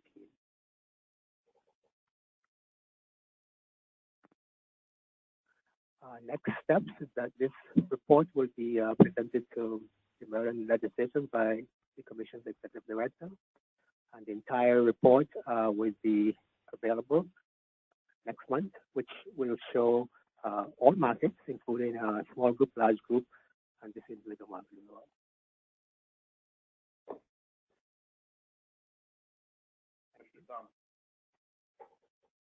So I find this a fascinating report, and I follow the ups and downs, but here's my question. Is there no benchmark? So when it goes up or goes down, relative to what? Projections, expectations? So at the end of the day, I can't tell, is this good? Is it bad? So are there benchmarks? Or are we just watching the ebb and flow? Well, the benchmarks we use, for example, we look at the Healthcare Costs Institute, and the decrease in prescription drug that we've seen and the increase in out-of-pocket spending, we see that is consistent to what we see in our report. So that gives us confidence that our data is somewhat reasonable. Okay, so I saw that on the cost, there were things to compare. For example, in the chronic diseases of diabetes, hypertension, depression, what I can't tell is the movement we're seeing good, bad, indifferent, or we're just describing what the data says? Right, but I think one of the things that we see is that the hypertension and the let's go back here. Yeah, hypertension and diabetes seems to be stable. So that is a good thing. But when we look at hypertension and depression is stable, but when we look at diabetes, we see an uptick from 2015 to 2016, and that is following an upward trend from 6.2 for 2014. So that is something that we should keep an eye on as far as diabetes is concerned. But hypertension and depression seems to be stable from 2015 to 2016. But depending on what we're looking at, stable could be like not a good place for us to be. So I think that this is just fascinating information about the health of Marylanders, and just wondering if there are ways, in addition to the costs, that we can monitor it relative to what. And the last thing is, I see we have depression in that category, but are other mood disorders, bipolar disease, other mental health, schizophrenia, tracked as well? We didn't look at that, but sure, we can actually enter those into the model. So it's actually in there. Okay, good. So these are chronic conditions that were defined by CMS. Okay. So we use the same definitions. I don't believe there's a chronic condition for bipolar. I mean, I think you have to look at what was defined. Okay, that's fine. Okay, but depression is defined as a chronic disease. Right, and these are all, so there are criteria that they create for the claims data to say this is a person who has depression. And so what I would say, because this is very short term, and you're really only looking at the individual market, we provided the information about the chronic diseases as a measure of the illness burden that insurers were seeing in the market. It wasn't necessarily meant as a way to monitor population health, because it's really just looking at the individual market and the on-exchange versus the on-exchange. For example, the off-exchange tends to be a little healthier than the on-exchange, because if you're really sick and your income is low, then you're going to be on the exchange where you can get access to subsidies. So I would say it's, was meant to really just reflect the population differences on exchange versus off exchange. Okay. There are ways CMS has of calculating like the illness burden scoring of the whole population for different populations that might lead to some kind of overall benchmark compared to market to different market. I don't know how complicated that. I imagine we actually produced the risk scores. We just gave these examples of chronic illnesses because in general people go risk score. But the risk score, did you want to talk about the risk scores, Ken? Well, the risk scores are generally, we don't have it here, but the risk scores are generally higher on the on-exchange than the off-exchange.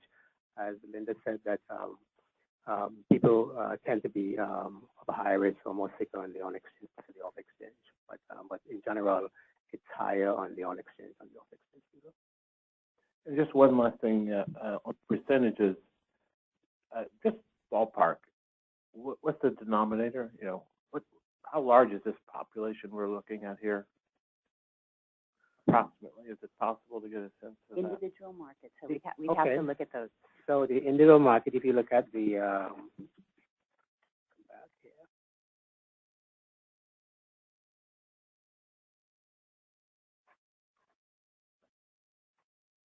So we see here that at the end of 2016, the population here is about 270,000 at the end of 2016. 270,000. That's correct. Off exchange. Got it. Thank you. Not trivial. Right. Mr. Pike.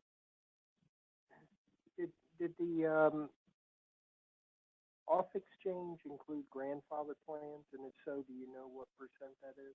No, this is when we're dealing with making comparisons about on and off exchange. This is totally ACA compliant.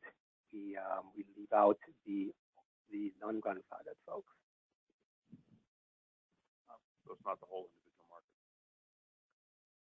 So what is the volume? How many people are insured in grandfathered plans? About 30,000. Grandfathered plans is about let's see, it's about I'd say about 25,000 or so for grandfathered. Commissioner Sargent? The Kaiser HMO is excluded, is that because they don't do claims? Right, that is correct. We only look at the enrollment, but as far as PMPM metrics, we leave them out because we can't compute a more accurate dollar amount. I think they're up to something like 40% of the individual market now, so that's going to be an increasing problem with seeing if this is accurate data to reflect the whole individual market. So it'll just be 60% of it in the future. So I was struck by the fact that the major finding here is that the PMPM spending for all services combined grew less in 2016 than it did in 2015 by a lot. I mean, that was a big difference. Were you able to sort out how much of that, the difference between the rate of growth in the newly insured, so those who were uninsured prior to the Affordable Care Act, versus those who were insured? I see you shaking your head no. So the reason I'm asking the question is because you expect some dramatic increase in spending during the first years of new insurance, and you expect that to level out. And that would be a reasonable explanation for why we went from 35% to 12% increase PMPM, and we could expect that to further level out over time. Mm-hmm. And if that's not the reason, then we need to understand why we've got a wild swing here. Is it your sense that that is the reason here in this population? But you have to bear in mind that that I know there's a slowdown in the spending, but as healthier people exit the market, leaving sicker people, then you will see that that spending increase as the pool would only consist of sicker people. So I think decreasing. It will increase. But it did decrease. It did decrease now, yes. And he wants to talk about that. Okay. Why did it decrease? Well, it decreased because it was a shock to when we have a new population. The uninsured folks, we don't know the health status. Also, the MHIP, which transitioned into the individual market. These people had very serious illness, so they will have a lot of spending, pent up demand. But as we go down to 2016, these populations have actually fully mature, so that it's kind of a leveling off of the experience. What I described before. Okay. Right. Thank you. Commissioner Sargent? I just want to thank you for breaking out the physician-prescribed drugs. That's something we talked about last year. That's a sort of very instructive separate category because its costs really are moving up rapidly. It's worth looking at. It's not utilization; it's cost per unit. It's moving up. Yes. It's interesting. Yeah. Yeah. I'm not being in that business. I'm not as familiar with what the details of it are, but it looks suspicious based on the way it's presented. Other comments? Thank you very much. Outstanding Just a report. couple points. One thing that was not said was there's about a half dozen bills that are being considered in the legislature to stabilize the individual market. We'll be sharing this information with legislators. I don't really think I'll probably give a presentation, but Ken is more positive than I am. But I think that a couple takeaways that I have are that, one, spending on the off-exchange population on a PMPM basis has now basically equaled that of the on-exchange population, which I think we have to understand that a little bit further. And as Ken noted, the sort of parakeet in the room is the decline in enrollment on the off-exchange market. I don't know if Care First has seen that. They see half of it. Kaiser sees the other half of it. But those are the people that are bearing the full cost of premiums that in some instances are well over $1,000 on an individual basis. That is sparking concerns about instability in the marketplace. Secondly, in terms of what we're looking at, keep in mind, Commissioner Sargent brought that up, that we show the total enrollment in the individual individual market, which is Kaiser. In 2016 was Kaiser, Cigna, Evergreen, since gone into insolvency, and Care First. In 2017, we'll only see Kaiser and Care First, but we'll likely, but we'll only have utilization, we'll only have spending data for Care First. And we don't know a whole lot about the disease burden of the Kaiser population. Even if we can't have expenditures, I think we really have to try to make a guess on, is that population sicker, or is it equivalent to what we see in the Care First population? But I think I wouldn't be relieved by the fact that spending growth has fallen from the 30% to 12% in these. The market is still very unstable, and by comparison, in the small group and large group market, our spending growth, I think, from 16 to 17 was about 4.5% or 5%. So it's a very volatile market, somewhat driven by utilization and population entrance, somewhat driven by rapid fluctuations in policy on this market that I think both Democrats and Republicans in Maryland, for the Maryland population, are working hard to reach a compromise on that can stabilize this for the next several years. Clearly, the vision is, I think, that Maryland would request from the federal government a 1332 waiver, which is a framework under which some flexibility would be spelled out. In the short term, there may be a need for a short-term reinsurance pool. There's a variety of discussions on where that funding would come from.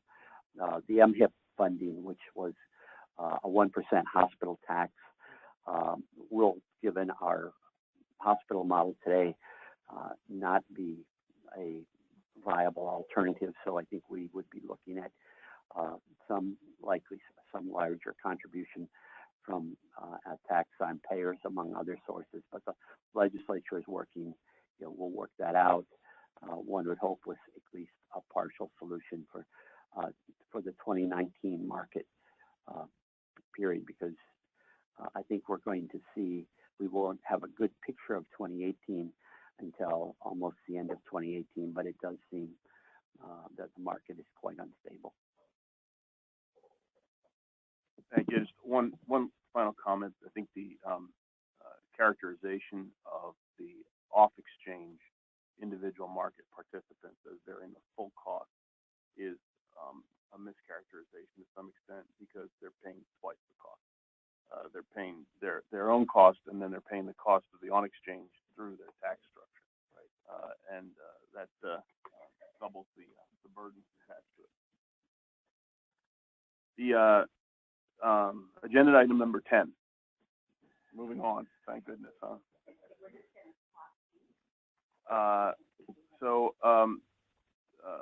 Findings from the NHRI report, Healthcare Affordability Untangling Cost Drivers. On Tuesday, the Network for Regional Healthcare Improvement released Healthcare Affordability Untangling Cost Drivers. This is NRHI's second annual report comparing the total cost of care in various U.S. regions. Like other recent studies, Untangling Cost Drivers finds that healthcare costs vary widely among states. The NRHI report, however, is focused on how different care delivery patterns and local practices have led to significant cost differences between Oregon, Utah, Colorado, Minnesota, and Maryland. Linda Bartniska, Director of the Center for Analysis and Information Systems, will present the results. Linda. Thank you, Dr. Pollack and commissioners. So this is, I'm going to give you a very high-level summary. It's going to have really just the high-level results. It's 4 slides, so that we can get you out of here by 4 maybe. And so this is the big picture. This comes right from the ENRI report, which was released on Tuesday. That's the Network for Regional Healthcare Improvement. And these are the regions that participated in this year's report. I do want to point out this is the second year the report was issued, and when I get to the end, I'll talk about how this compares to the first report. But in the second report, these are the regions that appeared. And this line right here represents the average across the 5 regions, and it's a simple average, just 5 divided by 5. And what the takeaway from here is that if you took 1,000 patients, the same 1,000 patients, and you dropped them into Maryland and Minnesota, Colorado, Utah, Oregon, and you had them insured for almost all of the year, at the end of the year, you would expect the cost of those same 1,000 people to be about 16% less in Maryland compared to the average across the region. And you go, whoa, really? Is that possibly true? Yeah. And people really, as you can imagine, if you're a Colorado, to be 17% above. So all the experts for these regions, I do want to say, vetted the data very, like with a fine-tooth comb. Worked really hard to make sure that they could get behind the results. So how is it that Maryland came up with their 16% below the average? Well, you can see here's Maryland 16% below the 5-region average. And the big driver here is price. So you can see we were, on average, our unit prices were 13% below the average overall. Our utilization was about 3% below the average, but if you look at what that really means, because the average is artificial, we actually ranked in the middle on resource use. So we weren't bad, we weren't great, in the middle, but we were ranked first in price. So the Maryland performance is mainly due to prices, and this breaks it down by service category, so you can see. So you can see here that we ranked lowest in our total cost index, and that was driven by our 13% lower average prices. And you can see inpatient, outpatient, professional, and pharmacy that we had the lowest total cost index for everything except pharmacy, and that it was driven by the price index. There was a little bit in outpatient, hospital outpatient resource use. We were better than all of the other regions. But in the other things, we were about average. So it's really driven by prices. And people asked us, how is that possible? So we attribute the hospital all-payer rate setting system to why our hospital inpatient and hospital outpatient prices are lower than the rest of the country, because that rate setting system limits the need for hospitals to cost shift the unreimbursed costs from Medicare and Medicaid to the private sector, right? And you can actually see it work. It does make a difference. We also have, I don't know if you noticed, let's go back, page up, the professional rates are 20% below average. And we know from here at the Maryland Healthcare Commission, from actually having compared the private sector per unit prices to Medicare prices, that for a very long time, the private prices in Maryland have really mirrored about the Medicare rate. Especially for the major carrier, with the other carriers being a little bit above that, but significantly different from other states in the nation where the private payers may be paying about 10 to 15% above Medicare rates, right? And how did we get this really low rate? Well, we have a really ample physician supply. Right now we rate kind of second in the nation, right? We had a dominant payer, and you wanted to participate with a dominant payer, and so you took a good price, and then each year they just increment up. So we sort of have that locked in as a system thing, which is a beneficial thing for us. So here we have our frequently asked questions, which I'll continue with. Does this mean Maryland prices are too low? I would say no, not compared to the rest of the world. Actually, Bob said to me, yeah, he said, you don't even have to say that. Everybody knows that, but we decided to put on the, I'm sorry? Got to say something. Yeah, you got to say something, right? And then how is the MHTC going to respond to this information? Well, regarding utilization, where we think there are lots of opportunities there, because we were kind of in the middle, we're going to be identifying and publishing information on the use of low or no value services in the privately insured. We're going to try to align ourselves with other initiatives that actually exist where doctors are trying to drive that down and give them information about what is the volume in the population and how much does it cost and how it might vary geographically.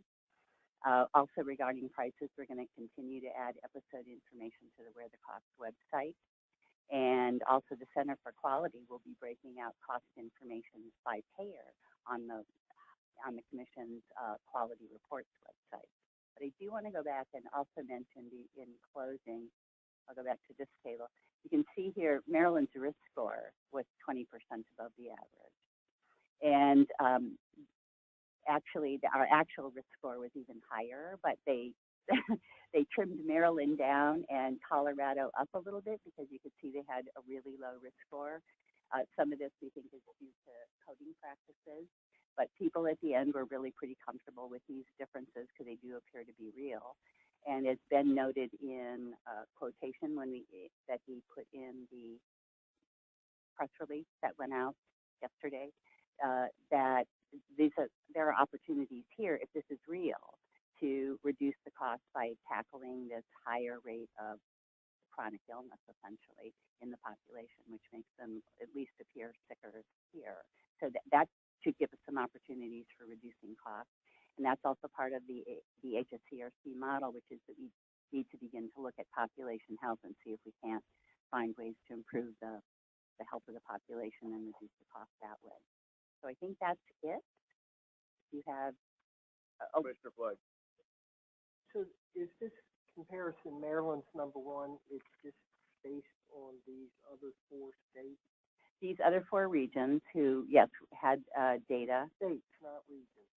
Well, we're going to say regions because they, in each case, they have it's not necessarily a state mandated data compendium. It could be, for most of the states. Now, Colorado actually has a statewide one. I think that. So is it because the other states don't report? No, it's because they don't have legislatively mandated. Some of them don't have legislatively mandated databases. They are put together by employer coalitions that create the privately insured databases. Have a sense of all the other states where Maryland would rank? No, I don't. But I suspect that because of the hospital rate setting system, we would probably be really good. And I will say that brings up the last year we also ranked first.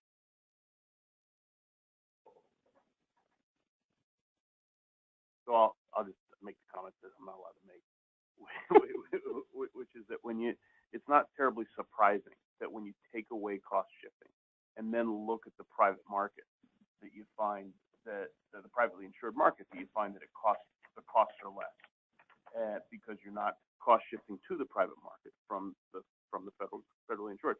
And essentially, you're doing that by subsidizing the overall system to the tune of $1.6 billion a year, approximately, whatever the increased cost of Medicare of healthcare is in the state or the federal government, compared to what it would be in the other 49 states under the traditional inpatient and outpatient prospective payment system. So the data absolutely fits. It smells right. It looks right. It is right.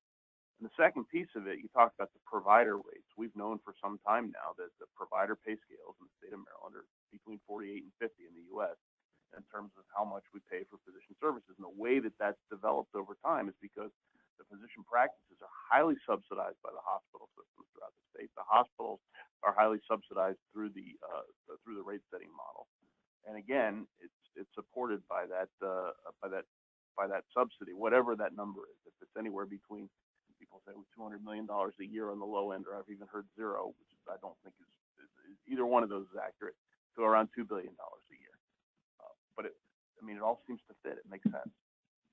I think one of the most amazing things is that you could put these regions together and they could compare their data, and at the end, all of the regions said, we believe it. Right. That is remarkable. And just understand that the people in Nebraska are paying that subsidy for it. So I'm not sure that they all understand it, or that it's what, that people would consider this open and knowledge that other people have. But I'm That's right. convinced nobody's But, listening right yeah, now. yeah, I mean, I think it's important that to note that the requirements that Maryland's gonna have to operate on are growing increasingly stringent, and that may, the fact that there are higher rates in Maryland by some reckoning is going to be offset by greater requirements on Maryland providers. And Which is why we have to look for those opportunities to reduce utilization and costs in general, yeah. You made an important point, and some of that's coding. So, yeah, I think we do have a sicker population than other states do, but we've been incentivized longer than other states have to upcode. In other words, to find every opportunity to increase the case mix index and case mix severity, because you get paid more for it. And that's been true longer here than it has been in the other 49 states. So the thought that we have some systemic error that's causing us to code higher than other states, that's plausible to me. And I think we have to take that into serious consideration. It's nice to be able to like look at the data and go, yeah. Yeah, got it. All right. Thank you very much, Linda. Thank you. Outstanding reports. Agenda item number 11. I promise we're getting to the end. we are. Ben, would you like to share the upcoming initiatives for the March public meeting? Yeah, so keep in mind, first off, that we will be scheduling a commission call. More on that to follow. Secondly, the second CON task force meeting will meet on Friday, the 23rd of February at 9 o'clock here in MHCC. The focus of that will be on the hospital sector. Certainly the most important one in the chair's letter to the Healthcare Commission to focus on how CON processes for hospitals could be aligned with what's being done under the all-payer model. For the next commission meeting, which will be March 15th, we expect to have several AMSURG CONs.